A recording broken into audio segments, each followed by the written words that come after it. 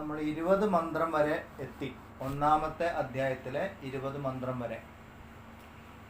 അപ്പം ഇപ്പം പുതിയതായിട്ട് വന്നവർക്ക് വേണ്ടിയിട്ട് ഒരു റീക്യാപ്പ് പറയാം. എന്താണ് സംഭവം എന്നറിയണമല്ലോ, അതിനു വേണ്ടിയിട്ട്.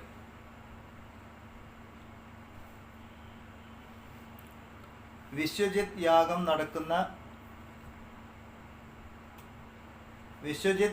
നടക്കുന്ന ഒരു യാഗവേദിയിൽ നിന്നാണ് കഠോപനിഷത്തിൻ്റെ ക്ലാസ്സുകൾ തുടങ്ങുന്നത്. അതിൻ്റെ ഒരു പശ്ചാത്തലം തുടങ്ങുന്നത്. അപ്പോൾ അവിടെ യാഗം എല്ലാം കഴിഞ്ഞു. ദക്ഷിണ കൊടുക്കുന്ന സമയത്ത് യാഗം നടത്തിയ ആൾ, അതായത് നചികേതസിൻ്റെ അച്ഛൻ, ദാനമായിട്ട് നൽകുന്നതൊക്കെ ഒന്നിനും കൊള്ളാത്ത പശുക്കളെയായിരുന്നു. അപ്പോൾ ദാനം കൊടുക്കുമ്പോൾ ഉപകാരപ്പെടുന്ന സാധനങ്ങൾ വേണം കൊടുക്കാൻ. അപ്പോൾ ഇദ്ദേഹം അത് നിയമം ലംഘിച്ചു. അപ്പോൾ അതിൻ്റെ ദോഷഫലങ്ങൾ ഉണ്ടാവും. അപ്പോൾ നചികേതസ് ചെറിയ കുട്ടിയാണ്, കുമാരൻ ആണ്, ബാല്യം വിട്ടിട്ടുള്ളൂ, കൗമാരപ്രായത്തിലുള്ള കുട്ടിയാണ്.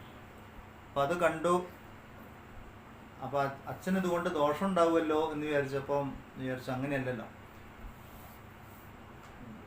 അച്ഛൻ ചെയ്യുന്ന തെറ്റാണ്, അപ്പോൾ അതിന് പ്രായശ്ചിത്തമായിട്ട് എന്തെങ്കിലുമൊക്കെ വേണം. അപ്പം ഈ ദാനം കൊടുക്കുമ്പോൾ എല്ലാം മുഴുവനായിട്ട് കൊടുക്കണം എന്നുണ്ട്. അപ്പോൾ ഈ കുട്ടി പോയിട്ട് അച്ഛനോട് ചോദിച്ചു, എന്നെ ആർക്കാ കൊടുക്കുക ചോദിച്ചു. അപ്പോൾ അച്ഛൻ ആദ്യം ശ്രദ്ധിച്ചില്ല. രണ്ടാമതും ചോദിച്ചു, അപ്പോഴും ശ്രദ്ധിച്ചില്ല. മൂന്നാമത് ചോദിച്ചപ്പോൾ അച്ഛന് ദേഷ്യം പിടിച്ചു. അച്ഛൻ പറഞ്ഞു, നിന്നെ ഞാൻ കാലന് കൊടുക്കും, യമന് കൊടുക്കും പറഞ്ഞു. അപ്പോൾ ഈ കുട്ടി തിരിച്ചു വന്നു. എന്നിട്ട് ആലോചിച്ചു, യമൻ്റെ അടുത്ത് പോയിട്ട് ഇപ്പം എന്താ കാര്യം, എന്നെക്കൊണ്ട് എന്താ ഒരു ഉപയോഗം ഉണ്ടാവുക യമന് എന്ന് ചിന്തിക്കാൻ തുടങ്ങി ഈ കുട്ടി. കുറേ കാര്യമൊക്കെ എനിക്ക് നന്നായിട്ട് ഒന്നാമനായിട്ട് ചെയ്യാം, ചില കാര്യങ്ങളൊക്കെ രണ്ടാമനായിട്ടും ചെയ്യാം, പക്ഷെ ഞാൻ ഒന്നിലും മോശക്കാരനല്ല. എന്നാലും യമൻ്റെ അടുത്ത് പോയിട്ട് എനിക്ക് എന്താ കാര്യം ഉണ്ടാവുക എന്നൊക്കെ ഇങ്ങനെ ചിന്തിക്കാൻ തുടങ്ങി. പിന്നെ അച്ഛൻ്റെ അടുത്ത് പോയിട്ട് ചോദിച്ചു. അച്ഛനോട് ടെൻഷനൊന്നും ഉണ്ടാക്കേണ്ട, ഏതായാലും ഞാൻ യമൻ്റെ അടുത്ത് പോകാൻ തീരുമാനിച്ചു എന്ന് പറഞ്ഞു. അങ്ങനെ യമധർമ്മൻ്റെ അടുത്തേക്ക് ഈ കുട്ടി യാത്ര ചെയ്യും. അപ്പോൾ അവിടെ ചെന്നപ്പം യമധർമ്മനില്ല. അപ്പം അദ്ദേഹത്തിൻ്റെ പത്നി പറഞ്ഞു, ആള് സ്ഥലത്തില്ല, കുറച്ച് വെയിറ്റ് ചെയ്യൂ. ഞാൻ നാടൻ ഭാഷ പറഞ്ഞ നമുക്ക് പെട്ടെന്ന് കാര്യങ്ങൾ മനസ്സിലാക്കാൻ വേണ്ടിയിട്ടാട്ടോ. അപ്പോൾ ഈ കുട്ടി അവിടെ ഇരുന്നു. ഭക്ഷണം കഴിക്കാതെ വെള്ളം കുടിക്കാതെ 3 ദിവസം കാത്തിരുന്നു. 3-ാം ദിവസമാണ് യമധർമ്മം വരുന്നത്. അപ്പം ഭാര്യ പറഞ്ഞു, ഇതാ ഒരു അതിഥി വന്നിരിക്കുന്നു, ബ്രാഹ്മണ കുട്ടിയാണ്, അതിഥി വന്നിരിക്കുന്നു, 3 ദിവസമായിട്ട് കാത്തിരിക്കുകയാണ്.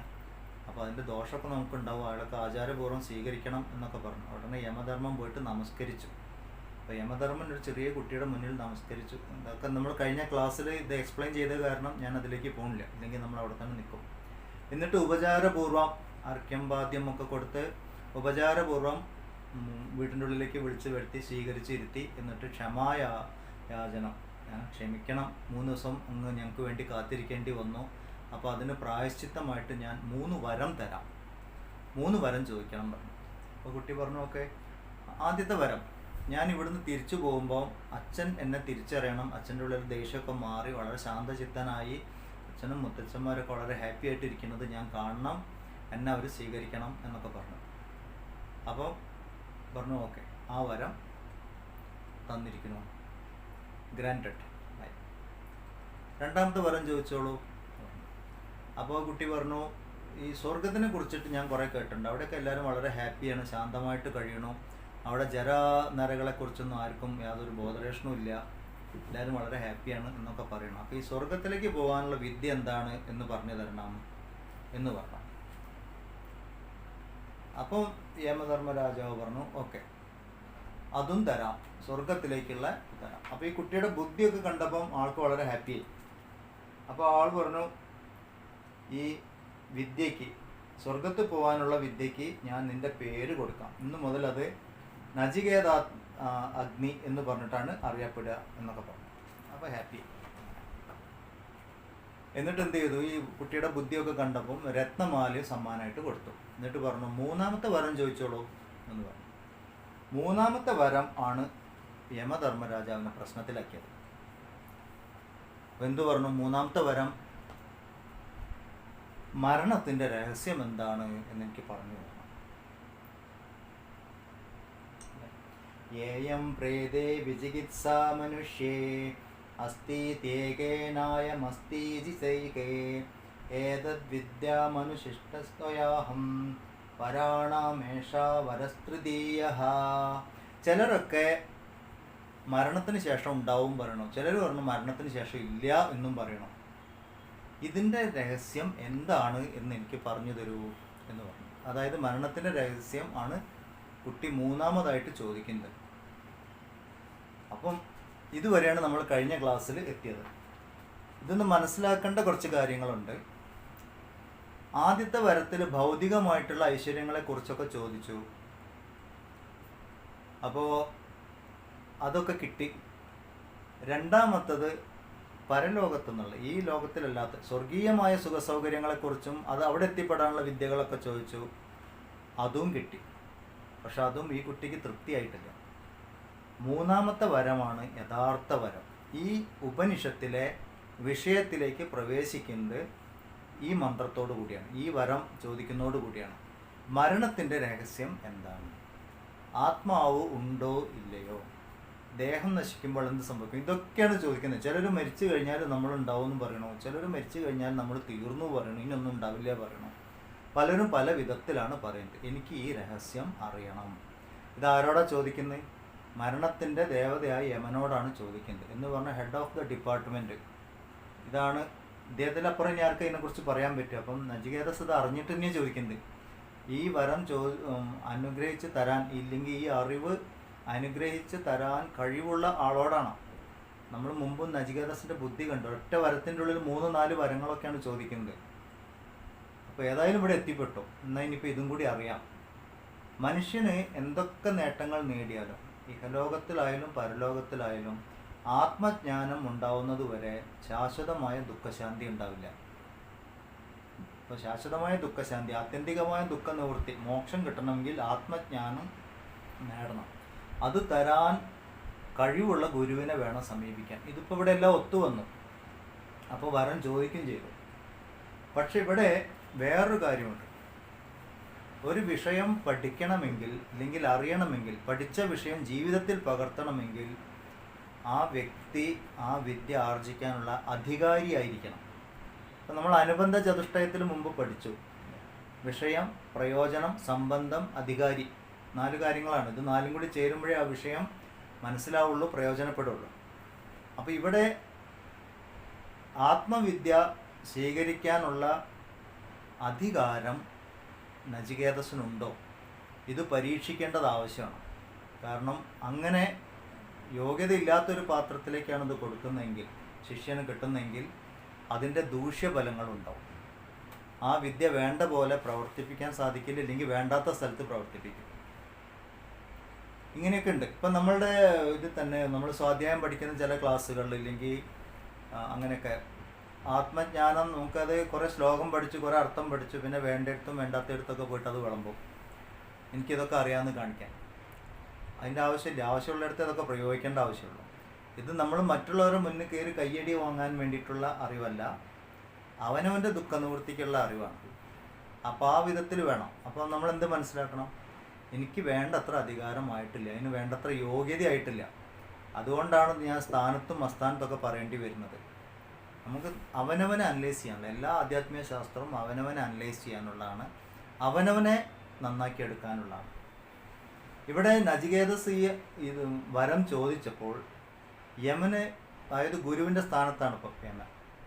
ഇത് തീർച്ചപ്പെടുത്തണം ഈ കുട്ടിക്ക്, ഇല്ലെങ്കിൽ മുന്നിലുള്ള ശിഷ്യന് ഈ വിദ്യ ഉപദേശിക്കണമെങ്കിൽ അതിനുള്ള അധികാരം ഉണ്ടോ എന്ന് ചോദിക്കണം.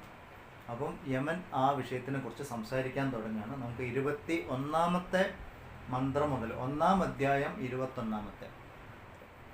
അപ്പോൾ ഇതിൽ ഈ കഠോപനിഷത്തിനൊക്കെ നമ്മൾ ഓരോ പുസ്തകത്തിൽ റെഫറൻസ് നോക്കുമ്പോൾ 3 സംഖ്യകളായിട്ടാണ് കാണാം. 1:1:3, 1:2:20 എന്നൊക്കെ പറഞ്ഞിട്ട്. അപ്പോൾ ആദ്യത്തത് അധ്യായത്തിൻ്റെ നമ്പറാണ്, രണ്ടാമത്തത് വല്ലിയുടെ നമ്പറാണ്, മൂന്നാമത്തത് മന്ത്രത്തിൻ്റെ നമ്പറാണ്. ഇത് ഓർമ്മിച്ച് വെക്കണം. ഇപ്പം പുസ്തകം നോക്കുമ്പോൾ കഠം 1:2:13 അങ്ങനെ കാണും. അപ്പോൾ 1-ാമത്തെ അധ്യായത്തിലെ 2-ാമത്തെ വല്ലിയിലെ 13-ാമത്തെ മന്ത്രം. ഇതാണ് മനസ്സിലാക്കാൻ എളുപ്പമുള്ളത്. അപ്പോൾ ഇനി നമുക്ക് 21-ാമത്തെ മന്ത്രം നോക്കാം. ദേവേരത്രാവി വിജിഗിത്സിതം പുരാ നഹി സുജ്ഞേയമണുരേഷ ധർമ്മഃ അന്യം വരം നചികേതോ വൃണിഷ്വ മാമോ ബരോത്സീരതിമാസൃജൈനം. അല്ലയോ നചികേതസേ, ഈ വിഷയത്തിൽ പണ്ട് മുതൽക്കേ ദേവന്മാർ തന്നെ സംശയിച്ചിട്ടുണ്ട്. എന്തുകൊണ്ടെന്നാൽ ഈ വിഷയം അത്യന്തം ഗഹനമാണ്, എളുപ്പത്തിൽ മനസ്സിലാക്കാവുന്നതല്ല. അതിനാൽ മറ്റൊരു വരം ആവശ്യപ്പെട്ടുകൊള്ളുക. എന്നിൽ സമ്മർദ്ദം ചെലുത്തരുതേ. ഈ വരപ്രാർത്ഥനയെ എന്നിൽ നിന്ന് തിരിച്ചെടുത്താലും. ഇതാണ് യമധർമ്മരാജാവ് ആദ്യം മൂന്നാമത്തെ വരം ഏതായാലും കൊടുക്കാമെന്ന് കമ്മിറ്റ് ചെയ്തു പോയി, ഇനി കൊടുത്തേ പറ്റൂ. അപ്പം മൂന്നാമത്തെ വരം ചോദിച്ചപ്പം ആദ്യം എന്താ പറഞ്ഞു, ഇത് ഈ കാര്യത്തിൽ ദേവന്മാർക്ക് പോലും സംശയമുണ്ട്, കൃത്യമായിട്ട് അറിയില്ല അവർക്ക്. കാരണം എന്താണ്? കാരണം ഇത് പറഞ്ഞു കൊടുത്താൽ മനസ്സിലാക്കാൻ വളരെ ബുദ്ധിമുട്ടുള്ള കാര്യമാണ്. അത്ര എളുപ്പത്തിൽ മനസ്സിലാവില്ല. ഇത് വളരെ ഗഹനമാണ്, സൂക്ഷ്മമാണ്. സൂക്ഷ്മം എന്ന് പറഞ്ഞാൽ ചെറുതെന്ന് മാത്രമല്ല, മനസ്സിലാക്കാൻ ബുദ്ധിമുട്ടുള്ളതാണ് എന്നാണ് അർത്ഥം. സ്ഥൂലമായിട്ടുള്ള കാര്യങ്ങൾ നമുക്ക് വേഗം മനസ്സിലാവും, നമ്മുടെ മുന്നിൽ അത് കാണാം. സൂക്ഷ്മമായത് എന്ന് പറഞ്ഞാൽ ഇന്ദ്രിയങ്ങളെ കൊണ്ടും അറിയാൻ പറ്റാത്ത തലത്തിലുള്ള ഒരു കാര്യമാണ് നീ ചോദിക്കുന്നത്. അത് കാരണം അത് പറഞ്ഞു തരാനും ബുദ്ധിമുട്ടുണ്ട്, മനസ്സിലാക്കാനും ബുദ്ധിമുട്ടുണ്ട്. ദേവന്മാരെന്ന് പറഞ്ഞാൽ സ്വർഗവാസികളാണ്. അപ്പോൾ അത്രയും കാലത്തെ ഈ കർമ്മങ്ങളൊക്കെ ചെയ്ത് പുണ്യത്തിൻ്റെ പരിഭാഗം കൊണ്ട് സ്വർഗത്തിൻ്റെ തലത്തിൽ ജീവിക്കുന്നവരാണ് നമ്മൾ പറയുന്നത്. ആ തലത്തിലുള്ളവർക്ക് പോലും ഇത് മനസ്സിലാക്കാൻ ബുദ്ധിമുട്ടുണ്ട്. അതുകൊണ്ട് ഈ വരം ഒന്ന് മാറ്റി ചോദിക്കൂ. പകരത്തിന് വേറെ എന്തെങ്കിലും ഒരു വരം ചോദിക്കൂ. എന്നെ ഫോഴ്സ് ചെയ്യരുതേന്ന്, എന്നെ സമ്മർദ്ദം ചെലുത്തരുതേന്ന് തന്നെയാണ് പറയുന്നത്. എന്നെ ഫോഴ്സ് ചെയ്തിട്ട് ഇത് വാങ്ങിയെടുക്കാൻ നോക്കരുതേ എന്ന് പറഞ്ഞു. അപ്പം നചികേതസിൻ്റെ ഈ വിഷയത്തിൻ്റെ കഠിനത ആലോചിച്ചിട്ട് നചികേതസ് പറയാണ്, ദേവേരത്രാവി വിജിഗിത്സിതം കില ത്വം ച മൃത്യോയന്ന സുജ്ഞേയമാത്ഥ വക്താ ചാസ്യത്വാദൃഗന്യോ ന ലഭ്യോ നാന്യോ വരസ്തുല്യ ഏതസ്യ കശ്ചിത്. ഈ വിഷയത്തിൽ ദേവന്മാരാലും സംശയിക്കപ്പെട്ടിട്ടുണ്ട് എന്നങ്ങ് പറഞ്ഞല്ലോ. അല്ലയോ മൃത്യു ഭഗവാനെ, അങ്ങൊന്നും എളുപ്പത്തിൽ അറിയാൻ കഴിയുന്നതല്ല എന്ന് പറയുന്നു. ഈ വിഷയത്തിൻ്റെ ഉപദേഷ്ടാവായി അങ്ങയെപ്പോലെ മറ്റൊരാളെ കിട്ടുകയില്ല. അതിനാൽ ഇതിന് തുല്യമായി മറ്റൊരു വരവും ഇല്ല എന്ന് പറഞ്ഞാൽ എനിക്ക് ഇത് തന്നെ പറഞ്ഞാൽ മതി. ഇപ്പം ഒക്കെ ദേവന്മാർക്ക് ബുദ്ധിമുട്ടാണെന്നും പറഞ്ഞു, എനിക്ക് മനസ്സിലാക്കി തരാൻ ബുദ്ധിമുട്ടാണെന്നും പറഞ്ഞു, അതും ഞാൻ അംഗീകരിച്ചു. അതുകൊണ്ട് തന്നെ ഈ വരം പറഞ്ഞു തരാൻ അങ്ങയേക്കാൾ കേമനായിട്ട് ആരുമില്ല. കാരണം എന്താണ്? മൃത്യുവിൻ്റെ ദേവതയല്ലേ മൃത്യുവിനെ കുറിച്ച് പറയേണ്ടത്. അതുകൊണ്ട് എനിക്ക് ഈ വരമല്ലാതെ മറ്റൊന്നും വേണ്ട. അദ്ദേഹത്തിൻ്റെ, അതായത് നചികേതസിൻ്റെ ആ നിശ്ചയത്തിൽ ഉറച്ചു നിന്നു. ലക്ഷ്യബോധം ഉണ്ടാവുക പറയും. ഒരു കാര്യം പഠിച്ചെടുക്കണമെങ്കിൽ നമുക്ക് ലക്ഷ്യബോധം വേണം. നമ്മളെന്തെങ്കിലും പഠിക്കാൻ പോകുമ്പം, ആധ്യാത്മികമായിട്ടുള്ള കാര്യങ്ങൾ ചെയ്യാൻ പോകുമ്പം അതിന് ഒരുപാട് തടസ്സങ്ങൾ വരും. ലക്ഷ്യബോധത്തിൽ നിന്ന് നമ്മൾ അകറ്റും. നമ്മൾ പ്രതിലോമ ശക്തി എന്ന് പറയാം. നമ്മളുടെ ഉള്ളിൽ നിന്ന് തന്നെ നമ്മളെ ഇതിന്ന് ഉപരോധിക്കാനുള്ള എന്തെങ്കിലുമൊക്കെ കാര്യങ്ങൾ ഉണ്ടായിക്കൊണ്ടിരിക്കും. ഇപ്പം തന്നെ നമ്മൾ ഈ ക്ലാസ്സിൽ വന്നിരിക്കും. 9:30 ആയപ്പോൾ ജോയിൻ ചെയ്തു. അപ്പോഴേക്കും വീട്ടിൽ ഗസ്റ്റ് വന്നിട്ടുണ്ടോ, വലിയൊരു ഫോൺ വന്നിട്ടുണ്ടോ, എന്തെങ്കിലും മുടക്കങ്ങളൊക്കെ സാധാരണ രീതിയിൽ. പക്ഷെ വലിയ കാര്യങ്ങളൊക്കെ ചെയ്യാൻ പോകുമ്പോൾ വലിയ മുടക്കങ്ങൾ വരും. ഇപ്പം ഹനുമാൻ ലങ്കയിലേക്ക് പോകുന്ന വഴിക്ക് ഇല്ല, അവിടെ ഹനുമാൻ മാർഗതടസ്സങ്ങളുണ്ടായിരുന്നു. അതിനൊക്കെ തരണം ചെയ്തിട്ടാണ് പോയത്. എല്ലാ കാര്യവും ഇപ്പോൾ ശ്രീകൃഷ്ണൻ കുട്ടിയാവുമ്പോൾ ഉണ്ണിക്കണ്ണൻ ജനിക്കുന്ന സമയത്ത് കുറേ അസുരന്മാരുടെ ഉപദ്രവങ്ങളുണ്ടായി. പക്ഷെ ഇതിനൊക്കെ തരണം ചെയ്ത് മുന്നോട്ട് പോകുമ്പോൾ പിന്നെ ആ പ്രതിരോധങ്ങളൊക്കെ തകർക്കാൻ നമുക്ക് സാധിച്ചു കഴിഞ്ഞാൽ പിന്നെ യാത്ര സുഗമമാണ്. അപ്പോൾ തുടക്കത്തിൽ എപ്പോഴും ഇങ്ങനെ ഓരോ കാര്യം ഡിസ്ട്രാക്ഷൻസ് ഉണ്ടായിക്കൊണ്ടിരിക്കും. ലക്ഷ്യബോധത്തിൽ ഉറച്ചിരിക്കണം. നമ്മൾ നോക്കുമ്പോൾ ഈ പുരാണങ്ങളിലാവുമ്പോഴും ഇല്ലെങ്കിൽ ഉപനിഷത്തുകളിലാവുമ്പോഴൊക്കെ ശിഷ്യന്മാരിൽ പലരും കുട്ടികളാണ്. ചെറുപ്രായത്തിലുള്ളവരാണ് ആധ്യാത്മിക ജ്ഞാനം അന്വേഷിക്കുന്നതും ഇല്ലെങ്കിൽ അതിൻ്റെ ശക്തി പ്രകടമാക്കുന്നതും. അതൊരു സൂചനയാണ്. കാരണം നമ്മളുടെ ഉള്ളിൽ ചെറുപ്പത്തിൽ തന്നെ ഇത് വേണം. ഇല്ലെങ്കിൽ ചെറുപ്രായത്തിൽ അതിൻ്റെ ആധ്യാത്മികമായിട്ടുള്ള ആഗ്രഹങ്ങൾ കുട്ടിപ്രായമാകുമ്പോൾ എന്ന് പറഞ്ഞാൽ നമ്മളുടെ ഉള്ളിൽ ഉടലെടുക്കാൻ തുടങ്ങുമ്പോൾ പലർക്കും 50-60 വയസ്സാകുമ്പോഴൊക്കെയാണ് ഓ ഇങ്ങനെയൊന്നും അല്ലല്ലോ, ലൈഫിന് ഞാൻ കണ്ടതിലപ്പുറം ലൈഫിന് ചില ആഴങ്ങളുണ്ട്, അർത്ഥങ്ങളുണ്ട്, അതെന്താണെന്ന് അറിയട്ടെ എന്നൊക്കെ പലർക്കും വാർദ്ധക്യത്തിൽ പ്രവേശിക്കുമ്പോഴാണ് ഉണ്ടാവുക. പക്ഷെ അതിനപ്പുറം തളർത്താൻ പാടില്ല. അവരുടെ ഉള്ളിൽ ഉണ്ണിക്കണ്ണൻ ജനിക്കുന്നതാണത്. അവിടെയാണ് ഒരു അവതാരം വന്നുകൊണ്ടിരിക്കുന്നത്. അതിനെ വളർത്തണം. അവിടെ പൂതനയും വേറെ അസുരന്മാരും വരാതെ നോക്കണം. അപ്പോൾ അതുപോലെ നമ്മളുടെ ഉള്ളിൽ അറിവ് വരുമ്പോൾ ലക്ഷ്യബോധത്തിൽ ഉറച്ചിരിക്കണം. ആ അറിവിൽ നിന്ന് നമ്മളെ മാറ്റാനുള്ള പല അവസരങ്ങളും ഉണ്ടാവും. ഇവിടെ ആദ്യം തന്നെ യമധർമ്മൻ ഒന്ന് മാറ്റി പിടിക്കാൻ ശ്രമിച്ചു, ലക്ഷ്യബോധത്തിൽ നിന്ന് അകറ്റാൻ നോക്കി. നചികേതസ് ലക്ഷ്യത്തിൽ ഉറച്ചിരുന്നു, എനിക്കിത് മതി. കാരണം എന്താണ്, ഈ അറിവ് പറഞ്ഞു തരാൻ അങ്ങയേക്കാൾ കേമനായിട്ട് ആരുമില്ല. അപ്പോൾ അങ്ങ് പറഞ്ഞു തരുന്നത് ഞാൻ വേണ്ടത് എന്ന് പറഞ്ഞ് അതിൽ ഉറപ്പിച്ചു നിന്നു. അപ്പോൾ യമധർമ്മൻ വീണ്ടും ചില പ്രലോഭനങ്ങളുമായിട്ട് വരികയാണ്. 23-ാമത്തെ മന്ത്രം നോക്കാം. സദായുഷപുത്ര പൗത്രാൻ വൃണീഷ്വാ ബഹൂൻ പശൂൻ ഹസ്തി ഹിരണ്യമശ്വാൻ ഭൂമിർ മഹദായ തനം വൃണീഷ്വാ സ്വയം ച ജീവ ശരദോയാവതിച്ഛസി. 100 വയസ്സുവരെ ജീവിച്ചിരിക്കുന്ന പുത്രന്മാരെ തരാം, അതുപോലെ തന്നെ പൗത്രന്മാരെയും തരാം. ധാരാളം പശുക്കളെയും കുതിരകളെയും ആനകളെയും ധനത്തെയും വരിച്ചുകൊള്ളൂ.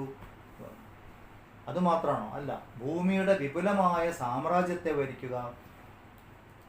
അതും മാത്രമല്ല, എത്ര വർഷത്തോളം ജീവിക്കാൻ ആഗ്രഹിക്കുന്നുവോ അത്രത്തോളം കാലം ജീവിച്ചിരിക്കുക. നമ്മളുടെ ആയുസ് സ്വയം തീരുമാനിക്കാനുള്ള ശക്തി പോലും കൊടുത്തു. എത്ര കാലം വേണോ അത്ര കാലം ജീവിച്ചോളും. അതുമാത്രമാണ്. പുത്രന്മാരും പൗത്രന്മാരും എന്ന് പറഞ്ഞാൽ തലമുറകളെ കാണാനുള്ള ഭാഗ്യം നിങ്ങൾക്കുണ്ടാവും. അതുമാത്രം മതിയോ? ഇല്ല, എല്ലാവരും ഉണ്ടായിക്കഴിഞ്ഞാൽ പട്ടിണിയായി പോകും. അപ്പോൾ എന്ത് വേണം? ധനം വേണം. ധനം ഇഷ്ടം പോലെ തരാം. ധനം, പശു, പണ്ടത്തെ ധനമാണ് ഇതൊക്കെ. പശു, ആന, കുതിര, ഭൂമി, എന്ത് വേണമെങ്കിലും തരാം എന്ന് വരം പ്രലോഭനങ്ങൾ കൊടുക്കുകയാണ്. എന്നിട്ട് എന്ത് പറഞ്ഞു? അടുത്ത ശ്ലോകത്തിൽ എന്ത് പറയണം? ഇനി നിങ്ങൾക്കത് പോരാൻ തോന്നുകയാണെങ്കിൽ ഏതത്തുല്യം യതി മന്യസേവരം വൃണീഷ വിത്തം ചിരജീവികാം ച മഹാഭൂമോ നചികേതസ്ത്വമേധി കാമാനാം ത്വാം കാമഭാജം കരോമി. അല്ലയോ നചികേതസേ, ഇതിന് തുല്യമായി വേറെന്തെങ്കിലും വരം വേണമെങ്കിൽ അതും ചോദിച്ചുകൊള്ളാം. ധനത്തെ തരാം, ദീർഘായുസിനെ തരാം, പിന്നെ വിസ്തൃതമായി ഭൂമിയുടെ അധികാരം മുഴുവൻ തരാം. രാജാവായിട്ട് ഭാവിക്കുക എന്നാണ് പറഞ്ഞിരിക്കുന്നത്. അധികാരം തരാം. നിന്നെ സകലവിധ കാമഭോഗങ്ങളുടെയും ഭോക്താവാക്കി തീർക്കുകയും ചെയ്യാം. നീ എന്തെല്ലാം ആഗ്രഹിക്കുന്നു അതെല്ലാം തരാം. അധികാരം തരാം, സുഖസൗകര്യങ്ങൾ തരാം, ബന്ധം തരാം, സ്ഥാനമാനാദികൾ തരാം. ഇതൊക്കെ പറയുന്നു. എന്തൊക്കെ നിങ്ങൾക്ക് ലൗകിക സുഖങ്ങളുടെ പരമാവധി വേണോ അതെല്ലാം തരാം. പ്രലോഭനങ്ങളുടെ ഒരു ഒഴുക്ക്, പ്രവാഹമില്ല, കുത്തി ഒലിച്ചിട്ടാണ് കൊടുക്കുന്നത്. സാധാരണ പറയുന്ന പോലെയൊന്നുമല്ല. ടെംപ്റ്റ് ചെയ്യാൻ പാടില്ല. നമ്മൾ പലപ്പോഴും നമ്മുടെ ജീവിതത്തിൽ തെറ്റിപ്പോകുന്ന ഒരു കാര്യമാണ്. ഇവിടെ നചികേതസിനാകെ മരണത്തിൻ്റെ രഹസ്യം പറഞ്ഞു കൊടുക്കുക. ഞാൻ പറഞ്ഞാൽ മതി. പക്ഷേ ഇതിൻ്റെ മാഹാത്മ്യം കൂടി ആലോചിക്കണം. ഇതത്ര ഗഹനമാണെന്ന് പറഞ്ഞു. അതുകൊണ്ട് തന്നെ മനസ്സിലാക്കാൻ ബുദ്ധിമുട്ടുണ്ട്. പിന്നെ ഇതിൻ്റെ പിന്നാലെ പോകുമ്പോൾ, അതായത് ആധ്യാത്മികമായിട്ടുള്ള സാധനകളുടെ തുടർച്ചയായിട്ട് നമ്മൾ അതിനെ പിന്തുടർന്ന് പോവുകയാണ്. സാധനകൾ മുടങ്ങാതെ ചെയ്യുമ്പോൾ പല വിധത്തിലുള്ള കഴിവുകളും സിദ്ധികളും ഒക്കെ നമുക്ക് വരും. പേരും പ്രശസ്തിയും അത് വന്നു വരും. അതിൻ്റെ ഓപ്പോസിറ്റും വന്നു വരാം. ദുഃഖങ്ങളും കഷ്ടപ്പാടും വരുന്നു വരാം. ഇതൊക്കെ എന്തിനാണ്? ലക്ഷ്യബോധത്തിൽ നിന്ന് അകറ്റാൻ വേണ്ടിയിട്ടാണ്. ഇതാദ്യം നമ്മൾ മനസ്സിലാക്കാണ്ട്. ഇപ്പം കുറച്ച് നമ്മൾ എവിടെയെങ്കിലുമൊക്കെ ഒന്ന് എന്തെങ്കിലുമൊക്കെ കാണും, ശ്രദ്ധിക്കപ്പെടാൻ തുടങ്ങുമ്പോൾ ആൾക്കാർ വിളിച്ചു കൊണ്ടുപോകും, ഒരു ഷാളിട്ട് തരും, ഒരു തേങ്ങ തരും, ഒന്ന് പ്രഭാഷണത്തിന് വിളിക്കുക. അപ്പോൾ നമുക്ക് തോന്നും നമ്മൾ ആരൊക്കെയോ ആയിപ്പോയി തോന്നും. ആ തോന്നൽ വന്നാൽ കുടുങ്ങി. അതോടുകൂടി സാധന കഴിഞ്ഞു. അതിലൊന്നും കുടുങ്ങാൻ പാടില്ല. അതൊക്കെ വഴിയോര കാഴ്ചകളാണ്. അതൊക്കെ വന്നും പോയും കൊണ്ടിരിക്കും. ഇതുപോലെ പലതും വന്നുകൊണ്ടിരിക്കും. ഇതൊക്കെ ശ്രദ്ധിക്കണം. നമ്മളുടെ സീനിയറായിട്ട് ആരെങ്കിലുമൊക്കെ ഈ വഴിക്ക് സഞ്ചരിച്ചവരുടെ ജീവിതം ഒന്ന് പരിശോധിച്ചാൽ അറിയാം. പല സ്വാമിമാരും സാധനയുടെ പാതയിൽ നിന്ന് വഴി തെറ്റിപ്പോയിട്ട് ഹിന്ദുധർമ്മത്തിനെതിരായിട്ട് പോലും സംസാരിക്കുന്നത് കാണാം. അപ്പം ഇതാണ് പറ്റിയത്. പല പ്രലോഭനങ്ങളിലും ചെന്ന് വീണുപോയി. അവർക്കതൊന്നും പുറത്തു ചാടാൻ പറ്റില്ല. ലക്ഷ്യബോധം നഷ്ടപ്പെട്ടു പോയി. എന്തിനു വേണ്ടിയിട്ട് ഇറങ്ങി തിരിച്ചോ അതിൽ നിന്ന് മാറിപ്പോയി. വേറെ പലതും അവരെ ആകർഷിച്ചു, അതിൽ ചെന്ന് കുടുങ്ങി. ഇവിടെ യമധർമ്മനും ഇതേ കാര്യങ്ങളാണ് ചെയ്യുന്നത്. ഇപ്പോൾ യമധർമ്മൻ്റെയും നചികേതസിൻ്റെയും കാര്യം പറയുമ്പോൾ നമ്മൾ നമ്മളുടെ ജീവിതവുമായിട്ട് ബന്ധിപ്പിച്ച് നോക്കണം. ഞാൻ എന്തിനായിട്ട് ഇറങ്ങി തിരിച്ചുവോ ആ യാത്ര മുന്നോട്ട് പോകുന്നുണ്ടോ, അതോ വഴിയിൽ പലതും വന്ന് കുടുങ്ങി പോകുന്നുണ്ടോ, ഇതൊക്കെ ആലോചിക്കണം.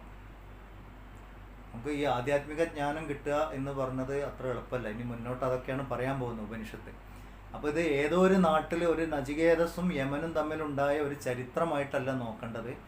അവനവൻ്റെ ജീവിതം ഏത് വഴിക്കാണ് പോകുന്നത്, ഇതും കൂടി ആലോചിക്കാനുണ്ട്. അപ്പോൾ ഇവിടെ ഈ പ്രലോഭനങ്ങളൊക്കെ പറഞ്ഞു. ലൗകികമായിട്ട് കിട്ടാവുന്ന എല്ലാ സമൃദ്ധിയും ഞാൻ നിനക്ക് തരാം എന്ന് പറഞ്ഞു. അപ്പോഴും നചികേതസൊന്നും മിണ്ടുന്നില്ല. മൂപ്പര് ഞാൻ സാധാരണ ഭാഷയെ പറയട്ടോ. അപ്പോൾ ആ സാധകൻ, മുമുക്ഷുവായിരിക്കുന്ന സാധകൻ തൻ്റെ ലക്ഷ്യബോധത്തിൽ ആധ്യാത്മിക ജ്ഞാനം നേടണം എന്ന ഉറച്ച തീരുമാനത്തിൽ ഇരിക്കുന്നത് കണ്ടു. ഇളക്കമില്ലാന്ന് കണ്ടപ്പോൾ യമധർമ്മൻ ഒന്ന് വേറെ രീതിയിൽ പ്രലോഭിപ്പിക്കാൻ നോക്കാം. ഏതായാലും ഈ ലോകത്തിലെ കാര്യങ്ങളൊക്കെ തരാ പറഞ്ഞു. നചികേതസിനൊന്നും വേണ്ട. എന്നാൽ ഇനി അടുത്ത ലോകത്തിലേക്ക്, ഈ ലോകത്തുനിന്ന് പോകുമ്പോൾ എന്തൊക്കെ കിട്ടും അത് പറഞ്ഞു നോക്കാം. അതാ പറയുന്നത്. 25-ാമത്തെ മന്ത്രം നോക്കാം. യേ യേ കാമാ ദുർലഭാ മർത്യലോകേ സർവാൻ കാമാൻ ചന്ദത പ്രാർത്ഥയസ്വ ഇമാ രാമാ സരഥാ സദുര്യാ നഹി ദൃശാലംബനീയ മനുഷ്യേ ആഭിർമൽ പ്രത്താവി പരിചാരയസ്വ നചികേതോ മരണം മാനുപ്രാക്ഷീ. 25-ാമത്തെ മന്ത്രത്തിൽ യമധർമ്മൻ എന്ത് പറഞ്ഞു? മർത്യലോകത്തിൽ ദുർലഭമായിട്ടുള്ള എന്തെല്ലാം ആഗ്രഹങ്ങൾ, സകല ഭോഗങ്ങളെയും നീ ഇഷ്ടം പോലെ ചോദിച്ചോളൂ, ഞാനതൊക്കെ തരാം. രഥങ്ങളും പെരുമ്പറകളും, അതായത് വാദ്യഘോഷങ്ങൾ, നൃത്തം, ഗീതം, വാദ്യങ്ങൾ തരാം. അപ്സരസ്സുകളെ തരാം, അവരുടെ ശുശ്രൂഷ നിനക്ക് കിട്ടിക്കൊണ്ടിരിക്കും. പിന്നെന്തൊക്കെയാ തരാം? സ്വർഗത്തിൽ നിനക്ക് എന്തെല്ലാം കിട്ടണമോ അതെല്ലാം. പക്ഷെ ഒരൊറ്റ കണ്ടീഷൻ, മരണത്തെ പറ്റി മാത്രം നീ ചോദിക്കരുത്, ബാക്കി എന്തു വേണേലും ആയിക്കോട്ടെ. ഇപ്പം മനുഷ്യലോകത്ത് കിട്ടാത്തവയും ദിവ്യങ്ങൾ എന്ന് പറഞ്ഞാൽ ഈ ലോകത്തിൻ്റെ അപ്പുറമുള്ള ദേവലോകം എന്ന അർത്ഥത്തിലാണ് പറയാം. ദിവ്യങ്ങളുമായിട്ടുള്ള എന്തെല്ലാം ഭോഗങ്ങൾ വേണോ അതൊക്കെ ചോദിച്ചോളൂ, ഞാൻ എല്ലാം തരാൻ തയ്യാറാണ്. പക്ഷേ മരണത്തിൻ്റെ രഹസ്യം എന്നോട് ചോദിക്കരുത് എന്ന് പറഞ്ഞു. അപ്പോൾ ഇവിടെ നമ്മളൊരു കാര്യം ആലോചിക്കാനുള്ളത്, ഈ വൈദികമായ കർമ്മകാണ്ഡങ്ങളിൽ കുടുങ്ങിപ്പോകുന്ന ആൾക്കാരുണ്ട്. കർമ്മകാണ്ഡത്തിൻ്റെ ഉദ്ദേശം എന്താണ് എന്നുള്ളത് നമ്മൾ ഗീതാ ക്ലാസ്സിൽ പഠിച്ചു, ചിത്തശുദ്ധിയാണ്. പക്ഷെ അതിന് പകരം പൂജാതി കർമ്മങ്ങളൊക്കെ ചെയ്താൽ സ്വർഗം കിട്ടും എന്ന് പറഞ്ഞിട്ട് സ്വർഗപ്രാപ്തിക്ക് വേണ്ടി പ്രയത്നിക്കുന്നവരുണ്ട്. അപ്പോൾ അതൊരു വിശ്വാസമാണ്, കിട്ടും എന്നുള്ളത്. അത് ഉണ്ട് എന്ന് വിചാരിച്ചാൽ പോലും അതുകൊണ്ട് മോക്ഷം കിട്ടില്ല, ആത്മജ്ഞാനം കിട്ടുന്നില്ല. കർമ്മകാണ്ഡത്തിന് പരിധികളുണ്ട്. അതാണ് ഇവിടെ പറയുന്നത്. ഈ കർമ്മങ്ങളെ കൊണ്ട് കിട്ടുന്ന ഏറ്റവും കൂടുതൽ കിട്ടുന്ന ഇതുവരെയാണ്, ബ്രഹ്മലോക പ്രാപ്തി വരെയാണ്. അപ്പം അതുവരെ ഉണ്ടെങ്കിലും ആ പുണ്യം ഒക്കെ കഴിയുമ്പോൾ വീണ്ടും തിരിച്ചു വരണം, വീണ്ടും മർത്യനാവണം. മർത്യനാവുക എന്ന് പറഞ്ഞാൽ തന്നെ മൃത്യുള്ളവനാണ്. അപ്പോൾ വീണ്ടും തിരിച്ചു വരണം. അപ്പോൾ അതിൻ്റെ ഒരു പരിമിതി എന്താണ്? അത് ഒരിക്കലും നമ്മളെ മോക്ഷപ്രാപ്തിക്ക് അർഹനാക്കുന്നില്ല. അപ്പോൾ ക്ഷേത്രങ്ങൾ പോകണ്ടേ, ഹോമങ്ങൾ ചെയ്യണ്ടേ, വഴിപാടുകൾ ചെയ്യണ്ടേ, സൽക്കർമ്മങ്ങൾ ചെയ്യണ്ടേ, ഇതൊക്കെ വേദങ്ങൾ പറഞ്ഞിട്ടുണ്ടല്ലോ. വേദങ്ങളിൽ പറഞ്ഞിട്ടുണ്ട്. പക്ഷെ അതെന്തിനാ പറഞ്ഞിരിക്കുന്നത്? ആത്മജ്ഞാനം കിട്ടണമെങ്കിൽ ചിത്തശുദ്ധി വേണം. ചിത്തശുദ്ധി ഉള്ളവർക്ക് ആത്മജ്ഞാനം ഉണ്ടാവുള്ളൂ. ചിത്തശുദ്ധി ഉണ്ടാവണമെങ്കിൽ എന്ത് വേണം? കർമ്മവാസനകൾ ക്ഷയിക്കണം. കർമ്മവാസനകൾ ക്ഷയിക്കണം എന്ത് വേണം? കർമ്മം ചെയ്യണം. കർമ്മം എങ്ങനെ ചെയ്യണം? യജ്ഞഭാവത്തിൽ ചെയ്യണം. അപ്പോൾ കർമ്മവാസനകൾ യജ്ഞഭാവത്തിൽ ചെയ്യുമ്പോൾ കർമ്മയോഗമാവും. കർമ്മവാസനകൾ ക്ഷയിക്കും, അത് ചിത്തശുദ്ധി ഉണ്ടാക്കും. ചിത്തശുദ്ധി ഉണ്ടെങ്കിൽ ആത്മജ്ഞാനം പ്രകാശിക്കും, അങ്ങനെ മോക്ഷത്തിലേക്ക് എത്തും. അപ്പോൾ ഇതിനു വേണ്ടിയിട്ട് കർമ്മം ചെയ്യേണ്ടത് ആവശ്യമാണ്. പക്ഷേ അതിന് പരിധിയുണ്ട്. അതൊരിക്കലും മോക്ഷം തരുന്നില്ല, മോക്ഷത്തിലേക്കുള്ള വഴി തെളിച്ചു തരും. ഇവിടെ യമധർമ്മം പറയുന്നത്, നിനക്ക് സ്വർഗപ്രാപ്തിക്ക് വേണ്ട എല്ലാം ഞാൻ തരാം, ഡയറക്റ്റ് തന്നു കഴിഞ്ഞു. ഇതൊരു കുട്ടിയോടാണ് പറയുന്നതും കൂടി ആലോചിക്കണം. പക്ഷെ ആ കുട്ടി ലക്ഷ്യബോധത്തിൽ ഉറച്ചിരിക്കുകയാണ്. 28ാമത്തെ മന്ത്രം നോക്കാം. ശോഭാവാമർത്യസ്യ യദന്തകൈതത് സർവേന്ദ്രിയാണാം ജരയന്തി തേജഃ അഭി സർവം ജീവിതമൽപമേവ തവൈവ വാഹാസ്തവ നൃത്യഗീതേ. അല്ലയോ മൃത്യു ഭഗവാനെ, ഏതേതു ഭോഗപദാർത്ഥങ്ങളെയാണോ അങ്ങ് തരാമെന്ന് പ്രതിജ്ഞ ചെയ്തത് അവ നിലനിൽക്കുമോ എന്നറിഞ്ഞുകൂടാത്തവയാകുന്നു. എന്ന് പറഞ്ഞാൽ അവയെല്ലാം നശ്വരമാണ്. എന്തൊക്കെ എത്ര കാലം തരാ പറഞ്ഞാൽ അതിനൊക്കെ ഒരു അവസാനം ഉണ്ടല്ലോ എന്നാണ് പറയുന്നത്. പിന്നെന്താ പറയുന്നത്? മനുഷ്യന്റെ എല്ലാ ഇന്ദ്രിയങ്ങളെയും തേജസ്സിനെയും അവ നശിപ്പിക്കും. ഇന്ദ്രിയ ഭോഗങ്ങൾ എത്രത്തോളം അനുഭവിക്കുന്നുവോ അത്രത്തോളം ഇന്ദ്രിയങ്ങൾ നശിച്ചുകൊണ്ടിരിക്കും, അത് ക്ഷയിച്ചുകൊണ്ടിരിക്കും. ഇനി ജീവിതം എങ്ങനെയൊക്കെ കണക്കൂട്ടി നോക്കിയാലും വില കുറഞ്ഞാണ്, തുച്ഛമാണെന്ന് പറഞ്ഞു. അപ്പൊ ജീവിതത്തിലേക്ക് വേണ്ടത്, ഈ ഇഹലോക പരലോക ജീവിതത്തിലേക്ക് വേണ്ട എന്ത് കൊടുത്താലും നചികേതസ് പറഞ്ഞു അതിനൊന്നും വലിയ വിലയൊന്നുമില്ല, ഇതൊക്കെ ഒരു കാലത്ത് ഇല്ലാണ്ടാവാനുള്ളതാണ്.